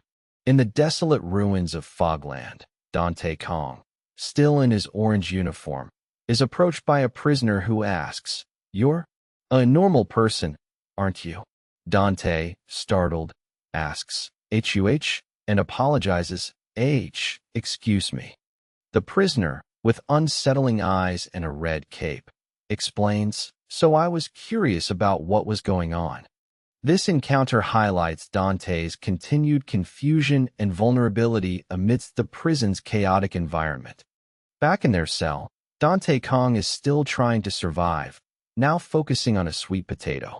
Prisoner 0 to 182, or One Arm, is insistent that Dante take a bite, claiming it's mine, and that Dante's rough handling is making it sick. Dante, realizing 0-182's limited understanding is an advantage, faces a chilling threat if the sweet potato dies. In a stark, gray cell, two new inmates, Rambutan and Lychee, share a meal. Rambutan, with his spiky hair, smiles brightly, while Lychee, with her blue hair, offers a plate, saying, "Eat slowly. There's more." They express gratitude to Dante Kang, calling him a savior and marveling that they've met normal people here. Dante, relieved, introduces himself, noting it's the first time he's had a normal conversation in Fogland. In a stark cell, Dante Kang meets Rambutan and Lychee, two new inmates. Rambutan, who cut his hair to look like a man, asks Dante if he looks like a woman. Lychee explains that being a woman in Tofu Village makes you stand out. They reveal they came from the inside, where the concept of blocks disappears closer to the center. In the desolate ruins of Fogland, Dante Kang is questioned by a grinning inmate about being new. Dante, still in his orange jumpsuit, clarifies he's not an inmate but was kidnapped.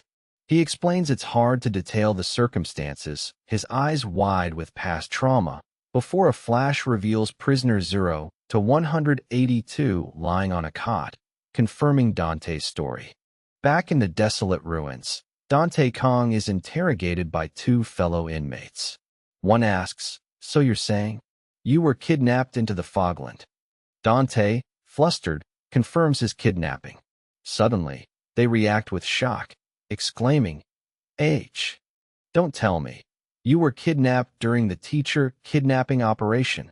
Dante, bewildered, asks, How do you know that?" They reveal, "Everyone knows. The enforcers set it up beforehand." Back in the cell, Dante Kang is being questioned by two inmates. One asks if he's the main character of the ordeal, and Dante denies being a spy for the enforcers.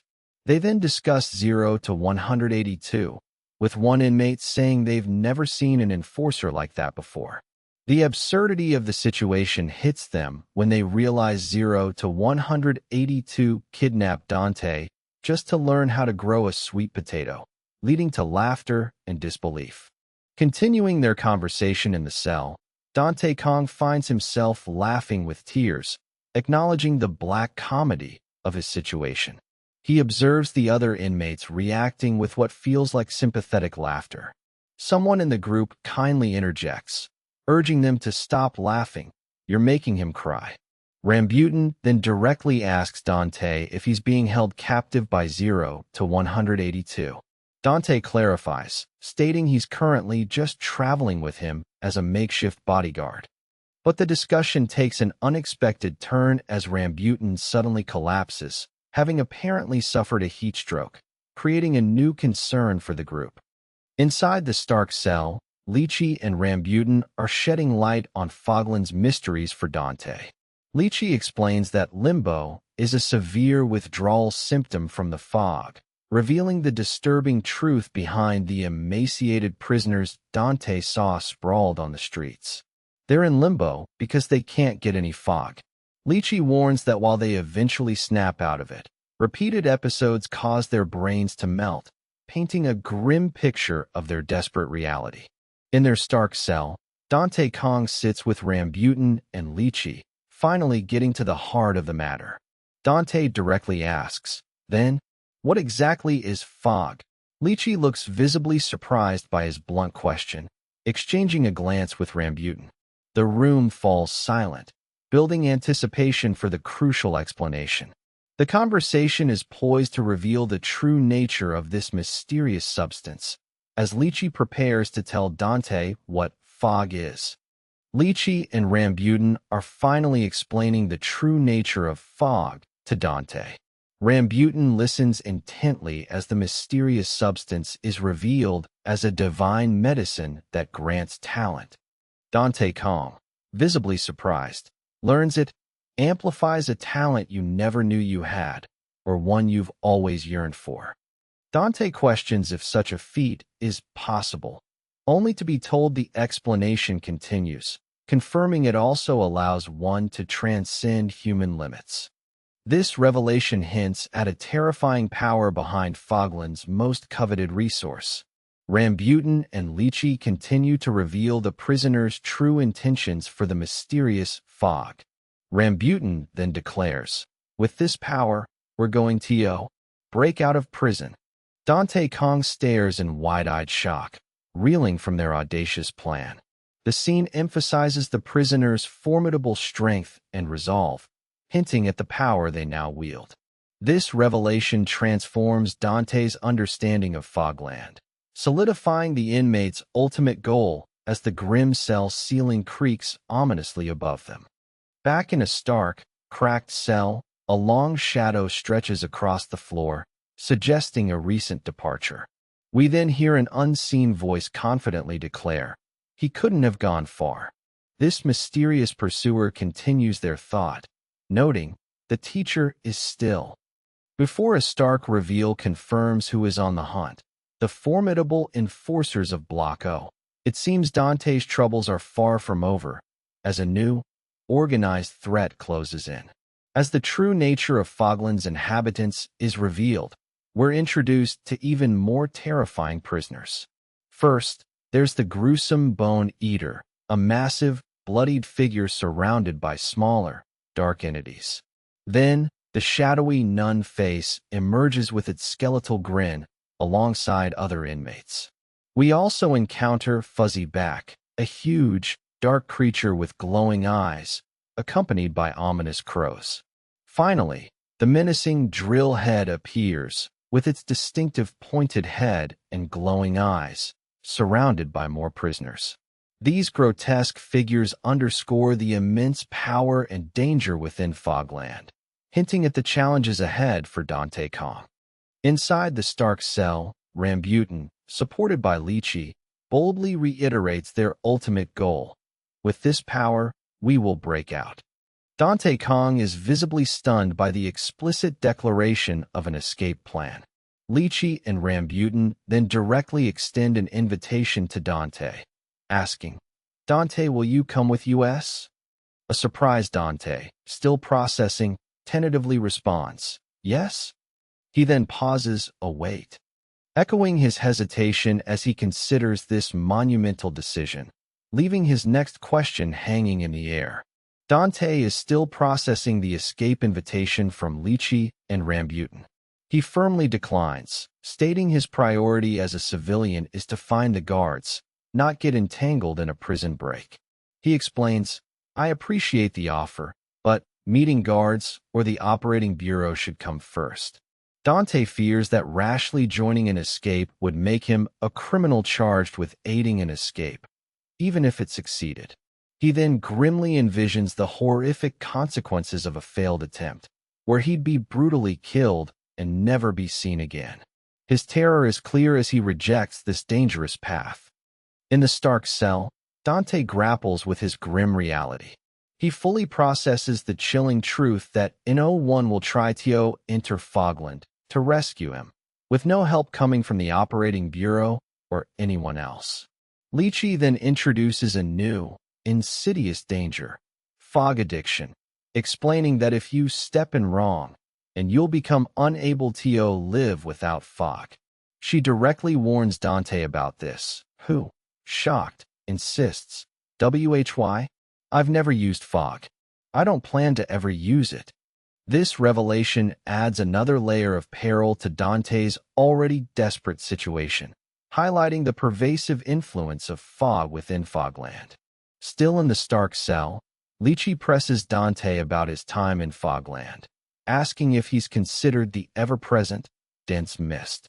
With a dramatic pause, she then begins to reveal its true nature, stating that fog itself is. She concludes her shocking explanation by declaring it's simply particles of fog. Dante Kang is utterly stunned by this revelation, his eyes wide with disbelief and hands covering his mouth as the unsettling truth about Fogland's environment is unveiled. Dante is still reeling from the unsettling revelation about Fogland's pervasive mist. The chapter title, The Limbo, reappears, reinforcing his dire predicament. We then get a stark visual. The mysterious fog is revealed not just as mist, but as a glowing blue, crystal-like orb. A voice further clarifies its nature, declaring, "Fog, the God-given gift that grants talent."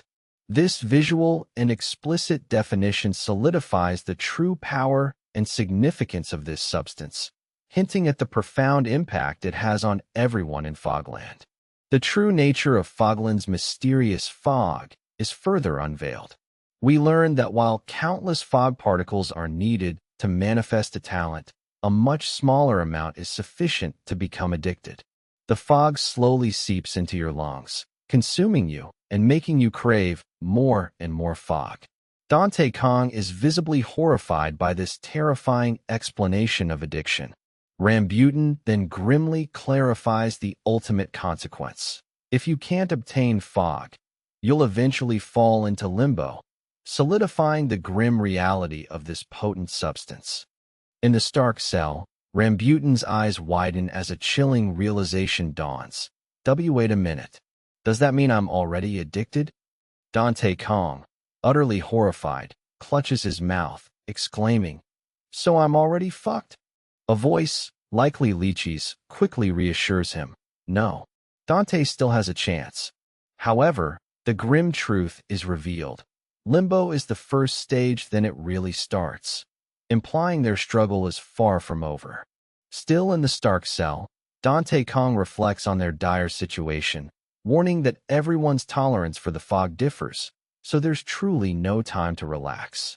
He then wonders if Lychee and Rambutan, already addicted, can still escape. Lychee grimly confirms, "Yes, that's right. We're already screwed." Despite their shared predicament, Lychee then delivers an even more chilling truth. She's never heard of anyone actually leaving Fogland alive, underscoring the prison's inescapable nature. The weight of this revelation hangs heavy as their desperate situation intensifies. Dante Kang contemplates a fragile hope, wondering if natural recovery could happen, or if an antidote for the fog might be developed if the truth were exposed. Lychee and Rambutan then reveal a profound promise they've made: not to die here. They share a dreamlike vision of embracing under a clear sky, even if limbo makes them forget one another.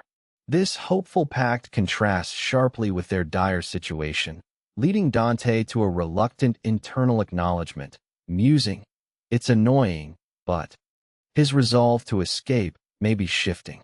Dante Kang's eyes widen in stark realization, processing the full weight of his cellmate's words. He acknowledges, it's real, and confirms internally, they mean it. This profound understanding leads us into a poignant, dreamlike vision. Lychee and Rambutan embrace under a clear, open sky, their faces etched with a mix of sadness and unwavering resolve. Rambutan's somber expression lingers, reflecting the depth of their hopeful pact amidst Fogland's grim reality. Dante now grapples with the true, desperate commitment of his new companions. A sudden, terrifying event jolts everyone, as Dante Kang screams, "UGH!" Rambutan and Lychee, too, look on with wide-eyed horror, their faces etched with pure fear. Amidst the chaos, Rambutan stirs, waking up with a jolt and asking, "What should we do?" This intense moment forces Dante to a grim realization. With a determined expression, he declares, "Then I don't need to waste time on the sweet potato." signaling a profound shift in his priorities and a new, urgent path forward. Dante Kang grapples with a new wave of fear, internally questioning Rambutan's unpredictable nature. He wonders, what if I tell him I'll escape with these people? And immediately worries, will he attack us? Dante's anxiety intensifies, envisioning Rambutan's violent capabilities, thinking, what if he kill these people? As a hand in an orange jumpsuit makes a rummaging motion, Rambutan then asks Dante if the coast is clear. A terrified Dante can only stammer, um, clearly intimidated by Rambutan's secretive actions. In the Stark cell, Rambutan calls out, Dante. Seeing his terrified expression, Rambutan then asks, why are you so scared? He calmly explains that the figure is just a fog zombie, rendered powerless in limbo until their next dose of fog. Rambutan confidently asks if Dante will win, which makes Dante visibly relax. Dante, now with a subtly sinister smile, admits he was worried Rambutan and Lychee would get hurt, and begins to cunningly consider how to handle this problem if it persists. Suddenly, Rambutan's unpredictable nature turns violently on Dante Kang. With immense strength, Rambutan grabs Dante by the throat, lifting him off the ground, his eyes glowing menacingly. He chillingly asks, shall I kill him now? Dante's eyes briefly glow blue with terror as he silently pleads for him to wait. Just as Rambutan is about to strike, a frantic voice shouts, hold on. Rambutan pauses, looking surprised by the interruption, while a bewildered Dante stares back, still held captive. What will happen next? Rambutan, having been interrupted, reconsiders his threat against Dante, stating, there's no need to kill him, I think, easing the immediate tension. Later, inside the cell, Rambutan boldly announces to the group, I'm leaving this place. He then confronts Dante directly, declaring, I have no intention of living here. Let's each go our own way now. Do you understand? This abrupt separation marks a significant shift, but then Rambutan's unexpected question, the sweet potato, leaves Dante and us wondering his true motives. Inside the cell, Dante Kang finally begins the long-awaited sweet potato lesson. With a firm thud, he places a sweet potato into a cup. Rambutan, with his spiky hair, kneels to fill the cup with water from a pipe, as Dante instructs him. Put some water in the cup. Dante then presents the sweet potato in its watery home, explaining to Rambutan, if you do it like this, the sweet potato will grow on its own. He reminds Rambutan of the crucial element, adding, of course it needs sunlight, highlighting the ongoing challenge in Fogland. In their grim cell, Dante reminds Rambutan that the sweet potato needs sunlight, urging him to hurry before the sun sets. Rambutan, now holding the sweet potato, admits he's lost, with Dante echoing his confusion about the way. Suddenly, Dante makes a dramatic shift, shouting for Rambutan to chase this guy away, and declaring, I will go with you. This unexpected decision finds Lychee affirming their resolve, stating that despite gunshots outside, or being arrested for aiding an escape, they will let's do it. The group is now committed to a dangerous escape. Just as the escape plan was set in motion, the sweet potato and its cup are violently knocked over, spilling water across the cracked, dusty floor. The sweet potato tumbles away, leaving a messy puddle behind. Moments later, Rambutan is seen sprawled on the ground in his orange jumpsuit, seemingly incapacitated. The overturned cup and sweet potato lie nearby, a stark contrast to their earlier careful placement. A close-up reveals Rambutan's pained expression as he lies amidst the pervasive mist, his determination now overshadowed by this sudden setback. Their desperate escape has clearly hit an unexpected snag. The sweet potato and its cup now lie spilled on the misty ground, a messy reminder of the abrupt halt to their plans. Rambutan's face shows a pained expression, his eye glowing blue, suggesting he's reeling from the incident. Suddenly, a disembodied voice cuts through the silence, posing an unexpected question. "Do you know what a puppy is?" We then find Rambutan and Lychee sitting before a static-filled television, clearly unfamiliar with the concept, as Rambutan responds with a confused, "A cat." This peculiar exchange hints at a profound disconnect from the outside world, raising new questions about their past. Rambutan and Lychee remain transfixed by the static television. Lychee continues to explain what a puppy is, defining them as animals, like a crow.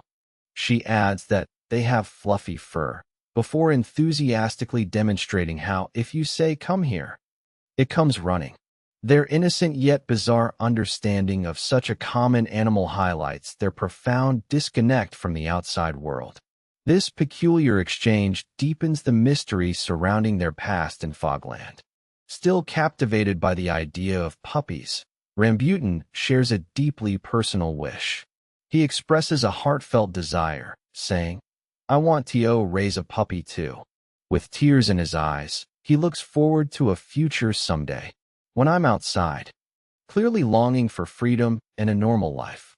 This emotional moment reveals a vulnerable side to Rambutan. Then, the scene shifts, and a hand reaches out towards the sweet potato and cup, hinting at a return to their immediate reality and the ongoing, unusual lesson.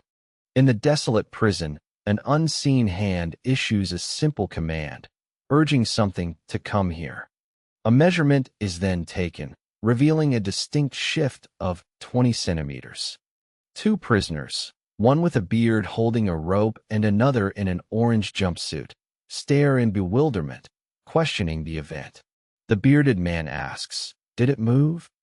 This strange observation hints at a peculiar experiment now unfolding in Fogland, leaving us to wonder what they're measuring and why. In the desolate landscape of Fogland, a grim sight looms large. A colossal, bloodied figure, seemingly a prisoner, stands like a statue among the ruins. Below, two inmates observe, noting, "Tried to attempt and escape, it seems." Back in his cell, Dante Kang is now intently pressing against barred windows, his resolve hardening. He urgently questions, "What's the plan? How are we going to break out of here?" This chilling display of a failed escape only fuels Dante's determination, pushing him to actively seek a way out. In the desolate ruins, a powerful challenge is declared.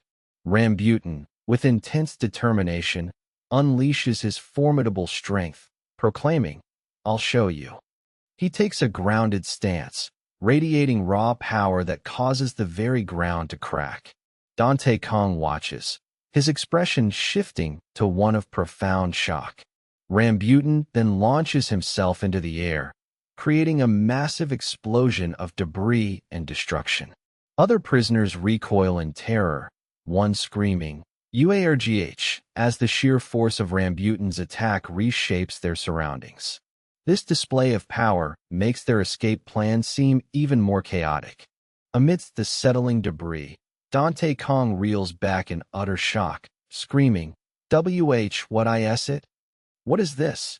As Rambutan calmly stands nearby, a colossal, perfectly circular hole now mars the ground, evidence of Rambutan's incredible jumping talent, as explicitly stated. The aftermath blankets the area in dust and fragments.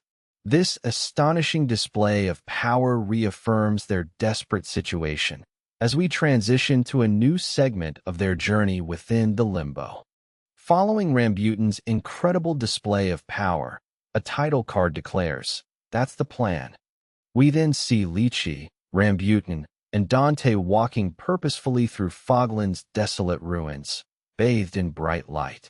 Lychee turns, a hand raised as a soft tack sound indicates a tap. Moments later, Lychee is seen with wide, glowing eyes and a determined expression, a sharp chalsack sound suggesting a forceful slap, as a masked prisoner looks on in surprise. What just happened? As an unseen hand meticulously sketches a sprawling, detailed map of Fogland, an astonishing talent begins to emerge. Dante, Lychee, and Rambutan are gathered, admiring the finished drawing. Dante explains his ability to photographically recall what he's seen, allowing him to create such an intricate map. A stunned Rambutan asks if he's mapped the entirety of Fogland. Dante reveals this impressive drawing is merely a fraction of his observations from the prison's core, hinting at an even vaster, unrecorded expanse of their grim reality. The sprawling expanse of Fogland stretches out before us, a vast, intricate network of structures. Lychee, Rambutan, and Dante intensely study a detailed map, with Lychee observing, "Judging by the size of Tofu Village, I think we've come quite a long way." She notes they might reach the edge of Fogland soon. As Dante adds new markings, Lychee, surprised, questions, "You didn't draw this." Dante then meticulously sketches stick figures onto the map, indicating the 4 vagrants here, adding crucial details to their escape route. Rambutan, looking distressed, asks, "What am I supposed to do?" As the masked prisoner calmly points out, marking potential threats. On their detailed map, a close-up reveals a red marker on the fragmented landscape, prompting a curious, "What is this?" from the masked figure. Both Rambutan and Lychee share intense, focused expressions, acknowledging the gravity of their plan. Finally, Rambutan confidently declares, "Well, we're getting out of here soon anyway," as Lychee points the way, "This way," on the map, finalizing their escape route. A new prisoner, 0-088, urges Dante forward, exclaiming, "Let's go, teacher," signaling a crucial moment. Suddenly, Dante, Lychee, and Rambutan launch themselves high into the air, creating a massive impact crater in their wake as their escape begins. Elsewhere in Fogland, a weary group of inmates in orange jumpsuits gathers in a dark, ruined section. They rest amidst the desolate, cracked terrain, seemingly observing the unfolding chaos within the prison, their expressions somber. In the desolate ruins of Fogland, a tense confrontation unfolds. A long-haired prisoner with glowing eyes aggressively demands, "You've got any fog?" from others. He then turns his attention to 0-182, repeating his question. When 0-182 defiantly retorts, "Then empty your pockets," the long-haired prisoner explodes in a fit of rage. Yelling, "The hell are you talking about? You son of a bitch!" He unleashes a powerful punch. The volatile quest for fog quickly escalates into violence. In Fogland's brutal landscape, desperation boils over as one starving prisoner violently beats another, shouting, "I'm starving to death, and you want to die? Are you crazy?" Elsewhere, a new, spiky-haired inmate menacingly eyes a cowering prisoner, declaring, "I'm hungry, so this works out well. Let's eat this." He chillingly reveals the belief that you can get fog from human flesh, referencing the notorious bone eater. This act of cannibalism for fog sparks outrage from other prisoners, with one yelling, "You cowardly bastards! We have to get even a little bit of fog." The desperate struggle for survival and fog continues to drive extreme actions. In Fogland's grim reality, a masked prisoner ominously holds a spoon, asking, "Where should we start eating?" This unsettling question is quickly followed by the terrifying musings of another inmate. With a chilling grin, he contemplates brutal acts, like taking a head off or drinking blood, before deciding to gouge out his eyeballs as he lunges forward. Amidst this gruesome display, the formidable 0-791, the tower, appears, striking a powerful, unmasked pose. His presence hints at escalating danger and a dark new chapter unfolding within the prison.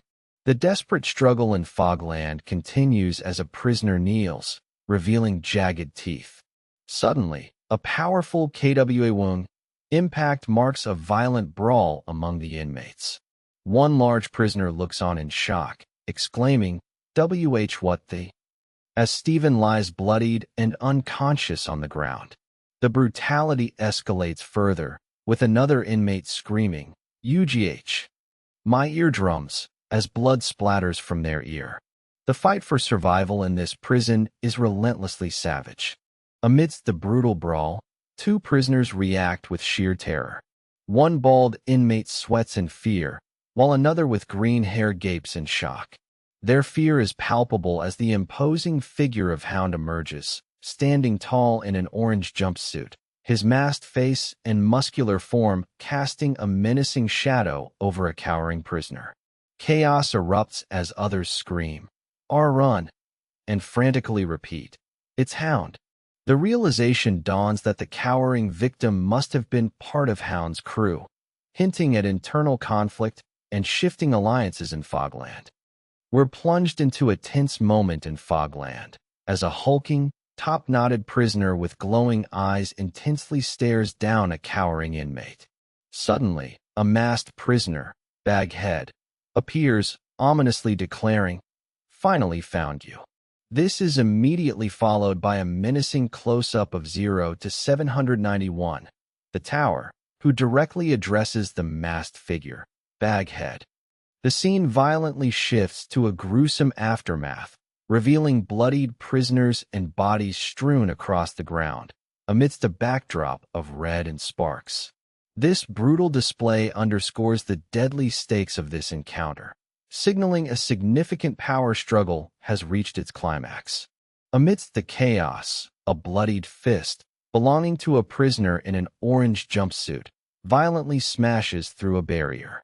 More blood splatters across the uniform, signaling intense struggle.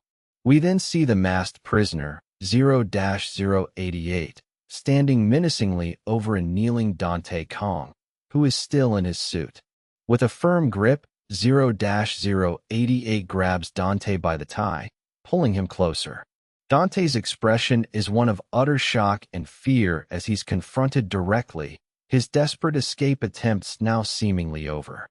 Amidst Fogland's desolate ruins, a stark declaration echoes, "I won." Prisoner 0-088 swiftly carries an unconscious, bloodied Dante Kang, observing the ongoing chaos. Stupid bastards, they think, realizing everyone is too busy fighting to even notice the teacher is gone. 0-088's masked gaze hints at a deeper game. Their thoughts then turn to that tower bastard, angrily accusing him of using my crew member as a bullet shield. 0-088 has secured Dante, but their path is fraught with dangerous rivalries. Amidst Fogland's desolate ruins, a masked prisoner grapples with a grim realization. A tear-like streak appears beneath the glowing eye of 0-088, who bitterly thinks, "As if there was ever an alliance." A sudden, sharp understanding then flashes through his mind. Immediately, 0-088 and another prisoner are seen frantically running through the grim, crumbling cityscape. Their desperate flight suggests the dangerous power struggles in Fogland are far from over, leaving their true objective unclear. As 0-088 carries an unconscious Dante through Fogland's ruins, a chilling realization hits. One of them followed me. A bloody footprint confirms the pursuit. Soon, 0-088 is confronted by the menacing drill head, who aggressively demands, "Which crew are you from, you bastard?" Drill head then questions, "Judging by your looks, are you with Eater?" This dangerous encounter plunges 0-088 and Dante into a precarious new predicament amidst Fogland's brutal power struggles. In the desolate ruins, a hand in an orange jumpsuit firmly clutches a purple sweet potato. Prisoner 0-182 then approaches another inmate, holding out his prized possession and innocently asking, "Are you sweet potatoes animals, too?" The other prisoner is utterly bewildered by the strange question, visibly confused. 0-182, still seeking answers, then wonders if he should ask Dante Kang, the teacher, for clarification. The other inmate, clearly exasperated by 0-182's bizarre inquiry, thinks to himself, "What kind of crazy bullshit is this?" as his patience wears thin. As 0-182 stands over the unconscious Dante Kang, he internally debates whether to wake this moronic bastard. Meanwhile, Dante seems caught in a violent memory or dream. He's thrown with immense force, creating an impact crater.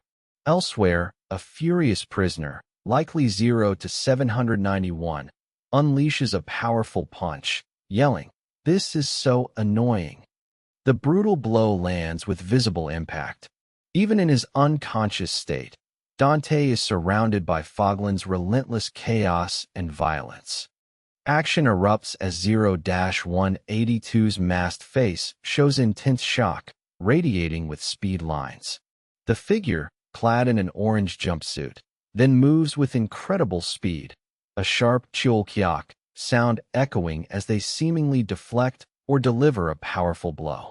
A close-up reveals 0-182's fist making contact, followed by a startled from the masked inmate.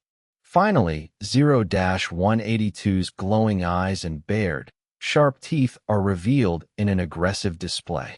This sudden, violent outburst leaves us wondering who 0-182 is confronting with such ferocity. Amidst the chaos, a muscular, bloodied arm, marked 0-89, is poised for action, while a hand clutches a purple sweet potato. Suddenly, an orange-clad prisoner unleashes a powerful kick, striking another inmate square in the chest, who reacts with a bewildered question mark. The impact sends the victim sprawling to the ground, their orange uniform stained with blood. Nearby, a fearsome red monster with sharp teeth and glowing eyes lets out a muffled MMPH, its presence adding to the escalating violence. This brutal exchange highlights the relentless danger lurking in Fogland. On a desolate path in Fogland, a brutal confrontation unfolds. A prisoner is violently slammed into the ground, as 0-182 watches from a distance. A voice then accuses, "You damn thief," with a hand gripping something that glows with a mysterious blue energy. Suddenly, the intimidating 0-791 appears, his gaze intense, asking, "Is the teacher doing well?" Without warning, he launches into a rapid, powerful attack.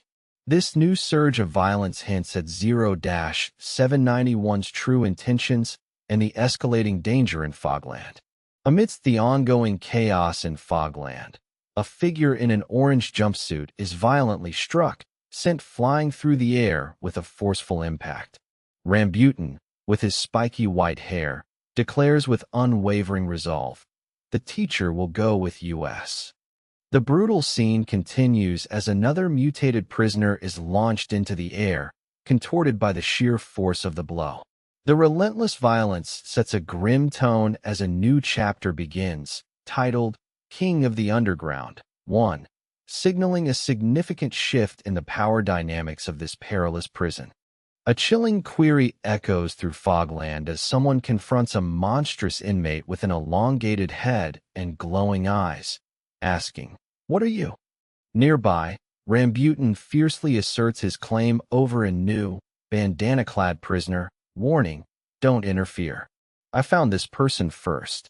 Suddenly, a terrifyingly emaciated prisoner with spiky hair and glowing eyes emerges, snarling, "What mangy mutt rolled in here? You don't even know how to be afraid." This new threat takes a menacing step forward, setting the stage for another dangerous confrontation. The spiky-haired prisoner, Rambutan, unleashes his formidable power, glowing with intense energy. He spins dramatically, creating a powerful vortex as he prepares to strike. Dante Kang watches in utter disbelief, exclaiming, "Ba? Ballet?" as Rambutan's foot then lands with a decisive tack on the cracked ground. With immense force, Rambutan launches into a destructive, upside-down maneuver, causing debris to explode around him. What new chaos has Rambutan just unleashed? Amidst the chaos, a masked figure, likely 0 to 182, wearing Dante Kang's glasses, looks back in alarm, exclaiming, "He's coming." Dante, visible beside him, also appears startled. Suddenly, a powerful, unseen force slams into the ground, causing a massive impact. 0 to 182 swiftly reacts, unleashing a destructive blow that sends debris flying everywhere. After the dust settles, 0 to 182 lets out a chilling, confident heh as he faces this new, formidable threat, revealing his readiness for confrontation. Rambutan unleashes his incredible power, launching forward with a ground-shattering dash that sends debris flying. He then encounters multiple shadowy, rock-like figures, ominously repeating slow, as if attempting to impede his path. But Rambutan is unstoppable, leaping over them with explosive force, leaving a trail of fire and destruction. Another prisoner is violently caught in the chaos, screaming "Wah!" as they are flung by the sheer force of Rambutan's relentless advance. His incredible strength reshapes the battlefield, creating dangerous collateral damage for anyone in his path. The brutal battle in Fogland intensifies as a powerful prisoner, moving with incredible speed and dark energy, continues their assault. Exploiting a momentary weakness, they find a gap and unleash a devastating punch. The sheer force of the blow sends their opponent flying through the air, creating a massive explosion of debris and destruction. The impact propels the figure violently through the desolate ruins, reshaping the battlefield with this relentless display of power. Who is on the receiving end of this incredible might? Amidst the ongoing chaos, an urgent cry cuts through the air as Lychee shouts, "Rambutan!" Her face is etched with profound shock and fear as she yells out. Other prisoners, already bewildered by the escalating situation, react with visible surprise, one asking, "A woman's voice?" The unexpected sound leaves them stunned, highlighting the unusual nature of Lychee's presence in this brutal environment. This sudden revelation of a female voice adds another layer of intrigue to their perilous journey. Amidst the ongoing chaos, Lychee is finally revealed, covering her mouth, as prisoners exclaim, "It's a woman." The elongated head inmate stares in disbelief, confirming, "She's a real woman." Other monstrous prisoners immediately grab Lychee, tearing her orange jumpsuit as she screams, "Let go." She's violently dragged away, prompting a masked prisoner to question, "What should we do? Shall we take her with us?"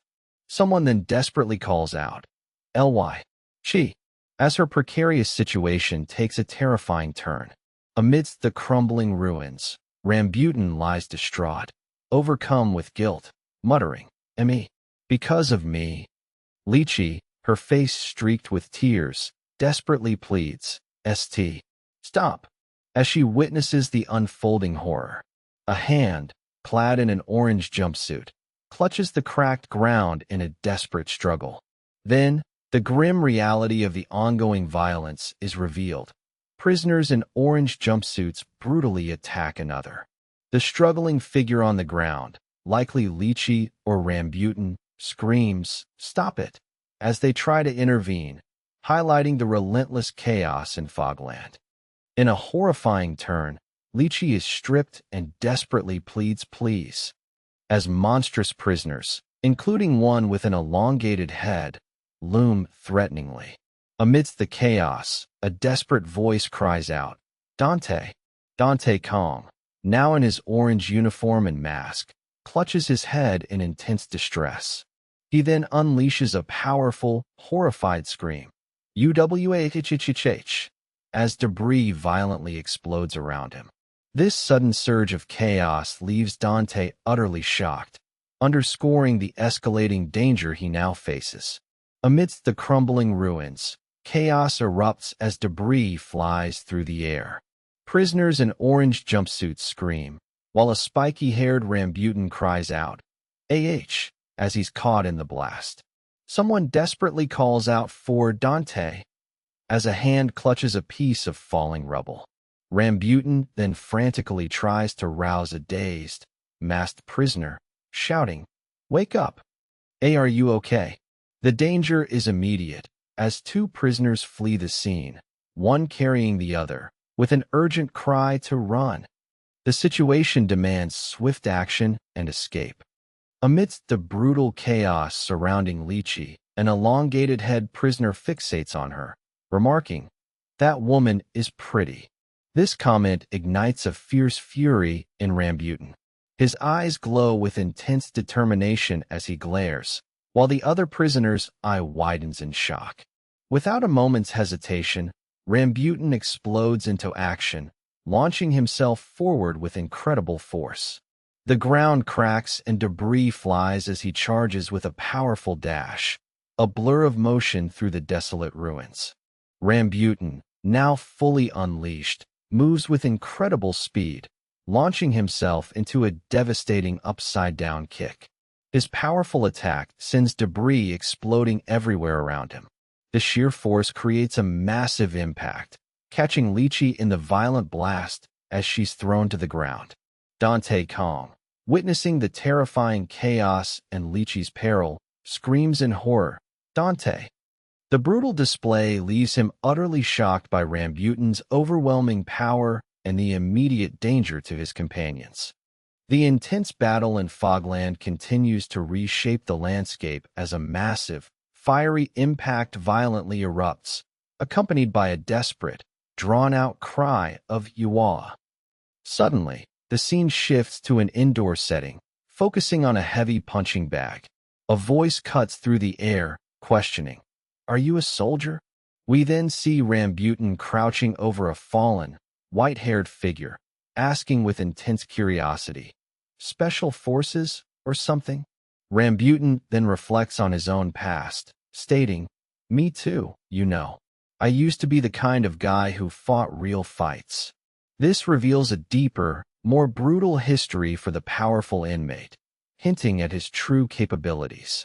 We're taken back to a stark, indoor area within Fogland, as a voice reflects on life before coming to Fogland. Suddenly, an imposing prisoner in an orange jumpsuit, Hound, issues a chilling command, "Slick, take that guy down." He then intensely challenges his opponent, demanding they show me every dirty trick you have, while crucially adding, "Don't give him any fog." As other prisoners react, a powerful impact shakes a heavy door, further emphasizing Hound's formidable presence and the escalating conflict. Inside a stark room, Hound, bearing his striking justice is blind tattoo, expresses clear frustration. His associate, Slick, questions Hound's next move and even offers to intervene, prompting Hound to internally dismiss him as an idiot. From behind, Hound is sharply criticized as an irresponsible bastard and deemed unfit to lead. Reflecting on the challenge, Hound then contemplates the path to becoming the supreme leader, acknowledging that with enough fog, anyone could potentially seize that power. In Fogland, the focus shifts to individual strengths. A voice notes Inko's talent for drawing, suggesting it makes him a potential supreme leader. Then, the powerful Bulk is acknowledged for his ability to effectively use his weight, reinforcing the idea that everyone possesses unique potential. The speaker then turns to Slick, who confidently declares his IQ has been rising. With a smirk, Slick reveals a shocking conclusion. He now realizes Hound is stupid, eliciting a surprised reaction. This unexpected assessment hints at a brewing challenge to the existing order. In a stark room, prisoners gather as one proclaims that brute strength is outdated. The age of the brain is now the true power. Slick then reveals his next move to Bulk, stating he'll personally find out where the teacher is. However, Slick's ambition takes a sharp turn as he declares, "I won't share it with Hound," clearly planning to cut him out. Bulk reacts with surprise as Slick confidently states, "The rest you decide," solidifying his independent and cunning strategy. The tension builds as a voice declares, "Who you'll follow," setting a grim choice. Suddenly, The formidable hound looms over an injured, white-haired prisoner, his glowing eyes fixed in a menacing stare. After a brief, dramatic pause, Hound then leans in, a chilling grin spreading across his face as he coldly addresses the prone figure. "Hey, kid," asserting his dominance. This brutal confrontation clearly signals a significant shift in the power struggle, with Hound now in control. A menacing voice questions, "Do you want this that much?" as a dark, gloved hand holds out a glowing blue orb of fog. With a bloodied face and intense, glowing blue eyes, Hound then chillingly declares, "Then I'll give it to you." Immediately after, a monstrous, pale-skinned prisoner violently drags another inmate, clad in an orange jumpsuit, into a dark, crumbling pipe. This desperate scramble highlights the extreme lengths prisoners will go for fog, and the brutal consequences that follow. The elongated head prisoner, who we've seen before, now appears with a truly sinister gaze. Dante Kang lies injured and exhausted on the ground, receiving a chilling welcome. The elongated head prisoner, now revealed as the ruler of this new domain, declares, "You're now in my underground kingdom." He stands tall in a peculiar cone hat, surrounded by his orange-clad subjects in their new underground lair. Dante sits defeated, now fully a captive in this bizarre, subterranean world. What new dangers await him in this underground kingdom? Hound, shirtless and displaying his prominent chest tattoo, casually catches a glowing blue orb of fog with his tongue. He coldly states, "You can share information about the teacher afterwards." Then, with a menacing gaze, Hound issues a stark ultimatum, telling someone, "You won't go without fog. Think it over." A close-up reveals his sinister smirk as he adds, "I don't give chances twice." The scene ends with a distressed, pained reaction and a cracking sound, hinting at the severe consequences for defying his will. Suddenly, vision fades to black, followed by a stark question mark, signaling a moment of disorientation. Then, the brutal reality of Fogland crashes back. A white-haired prisoner is violently struck, blood erupting dramatically from their head as they recoil in pain. The chaos continues as another muscular inmate in an orange jumpsuit is hit from behind, blood spraying from their neck. The relentless violence in this grim prison shows no signs of abating. Amidst the chaos, various prisoners react with wide-eyed shock and fear as blood splatters around them. The scene then dramatically reveals the formidable Hound, lying fatally wounded, bleeding profusely from his chest. Someone urgently calls out, "Slick!" Other inmates gather, utterly bewildered, exclaiming, what happened?" as they realize his throat's been slit. The brutal attack leaves Hound dead, and the prisoners desperately search for Slick, whose involvement remains a mystery. The unsettling sound of bones cracking echoes through Fogland as a bald prisoner looks on in confusion, while a sweating inmate watches with terror. A horrifying close-up reveals a face being violently crushed, splattering blood, the impact echoing repeatedly. The sweating prisoner's eyes glow blue with profound shock as the brutal assault continues. Finally, we see Hound lying bloodied on the ground. His justice is blind, tattoo visible, as Rambutan stands over him. This sudden, brutal attack signals a major shift in Fogland's power dynamics. A haunting image opens this sequence, showing a bloodied prisoner with spiky hair and glowing blue eyes. The story then transitions, marking new chapters with the titles Fogland Limbo and King of the Underground, 2. Inside a desolate structure, a character, likely Dante, finds himself reflecting. He questions, did Rambutan and Lychee manage to escape? Believing they have, he concludes, by now they must have left me behind and gone ahead, leaving him to face the challenges of the underground alone. Dante Kang, now identified as Prisoner 0 to 1088, stands resigned in his orange uniform, lamenting that no one had a reason to wait for him. Meanwhile, The elongated head ruler of this underground domain appears deeply distraught, declaring, "I'm finished." Amidst the grim surroundings, a pressing question emerges from one of his followers, asking Dante, "Teacher, can you really make fog?" Dante remains silent, seated amongst the cone-hatted prisoners and their leader, facing their desperate demand for answers.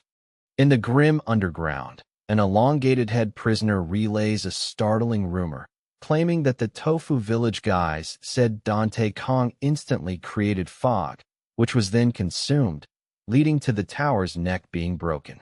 Dante is utterly bewildered by this wild tale, questioning, how did a rumor like that even start? He struggles to believe it, muttering, "That can't be true." Suddenly, a menacing, pale-faced prisoner with long black hair and glowing white eyes, wielding a staff, appears, angrily proclaiming, "You utterly useless." After hearing the unbelievable rumor about him creating fog, Dante is left in silent contemplation.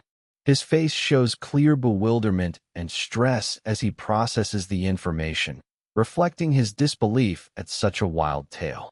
A stark transition then brings us back to the underground kingdom, where the elongated head leader, surrounded by his cone-hatted subjects, calmly confirms the absurd rumor. He states, "Yes, it's true," leaving Dante utterly shocked.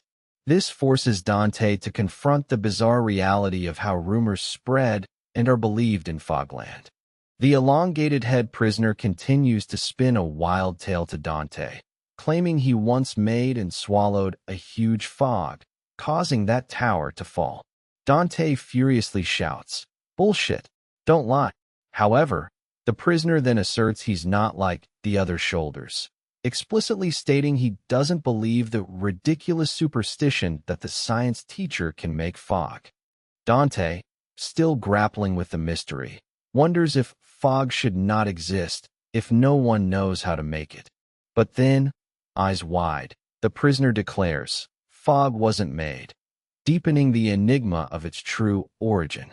In the grim underground, Dante is left pondering the strange origins of fog. A moment of confusion gives way to a dramatic flashback, revealing a massive meteorite striking the desert. Connecting the dots, Dante questions, could that meteorite possibly be linked to Fogland's true nature? A blinding white flash then consumes the scene, hinting at a profound revelation about the prison's deepest secrets. Dante's mind reels as a blinding flash reveals the massive meteorite, glowing with blue energy, confirmed as the very source of Fogland's mysterious fog. The elongated head leader then chillingly reveals that after 50 years, the fog is dwindling, leading to a desperate struggle among the prisoners. Dante processes this grim reality, realizing it's a limited resource.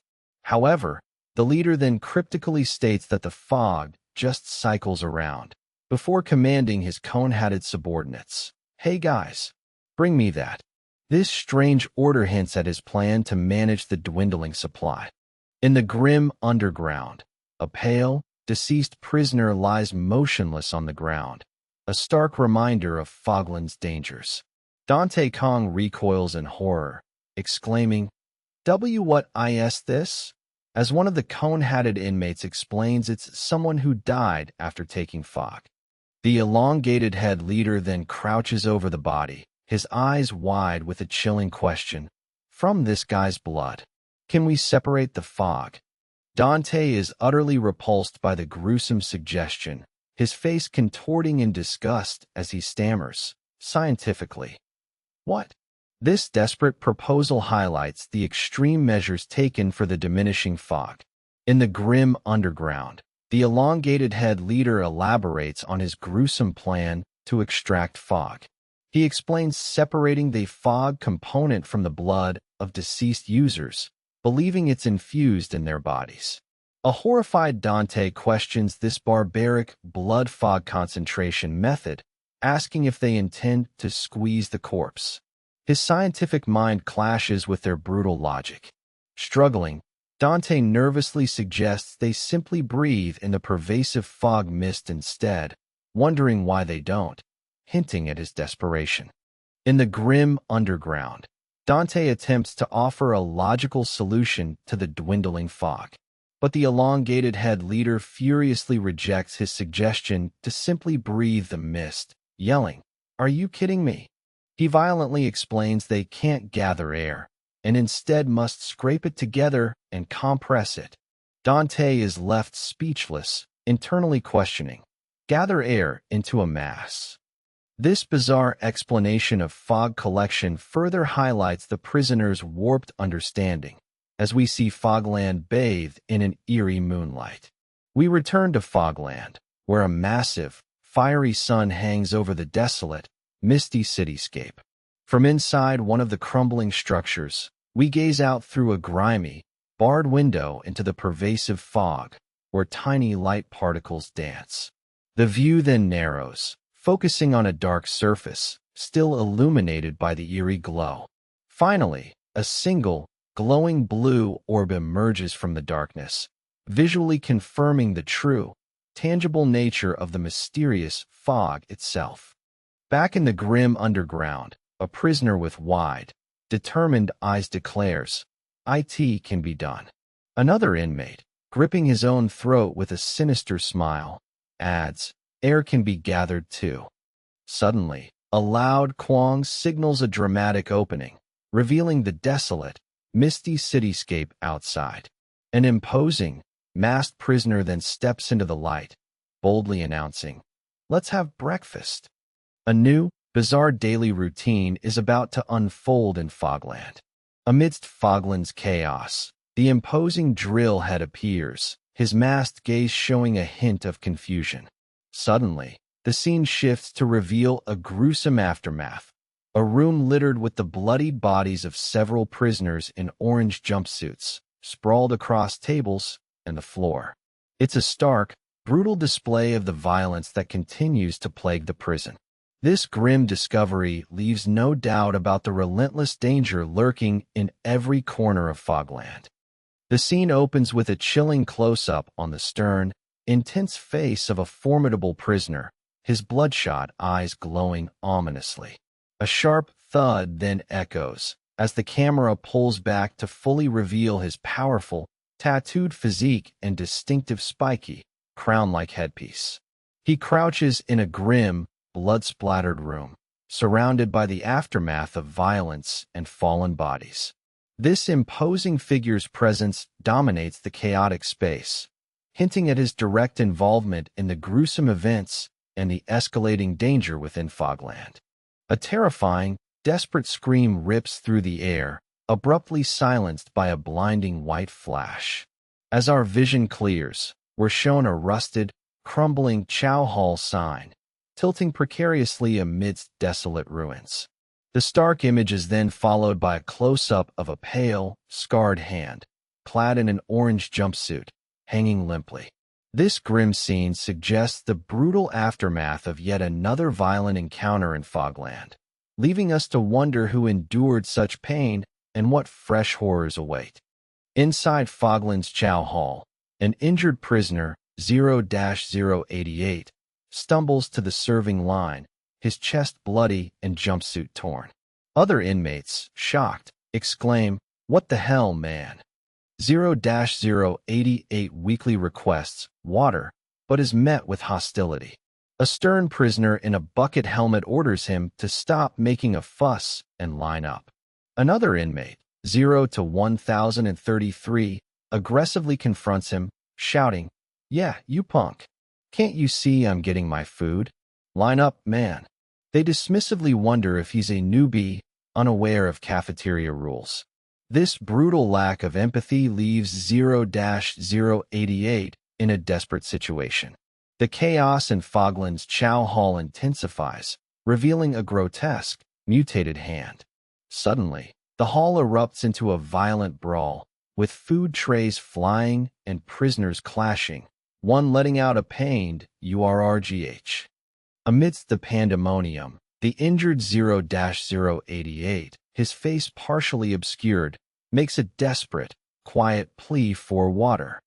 His voice is barely a whisper before everything is engulfed in a blinding white flash, leaving his fate uncertain.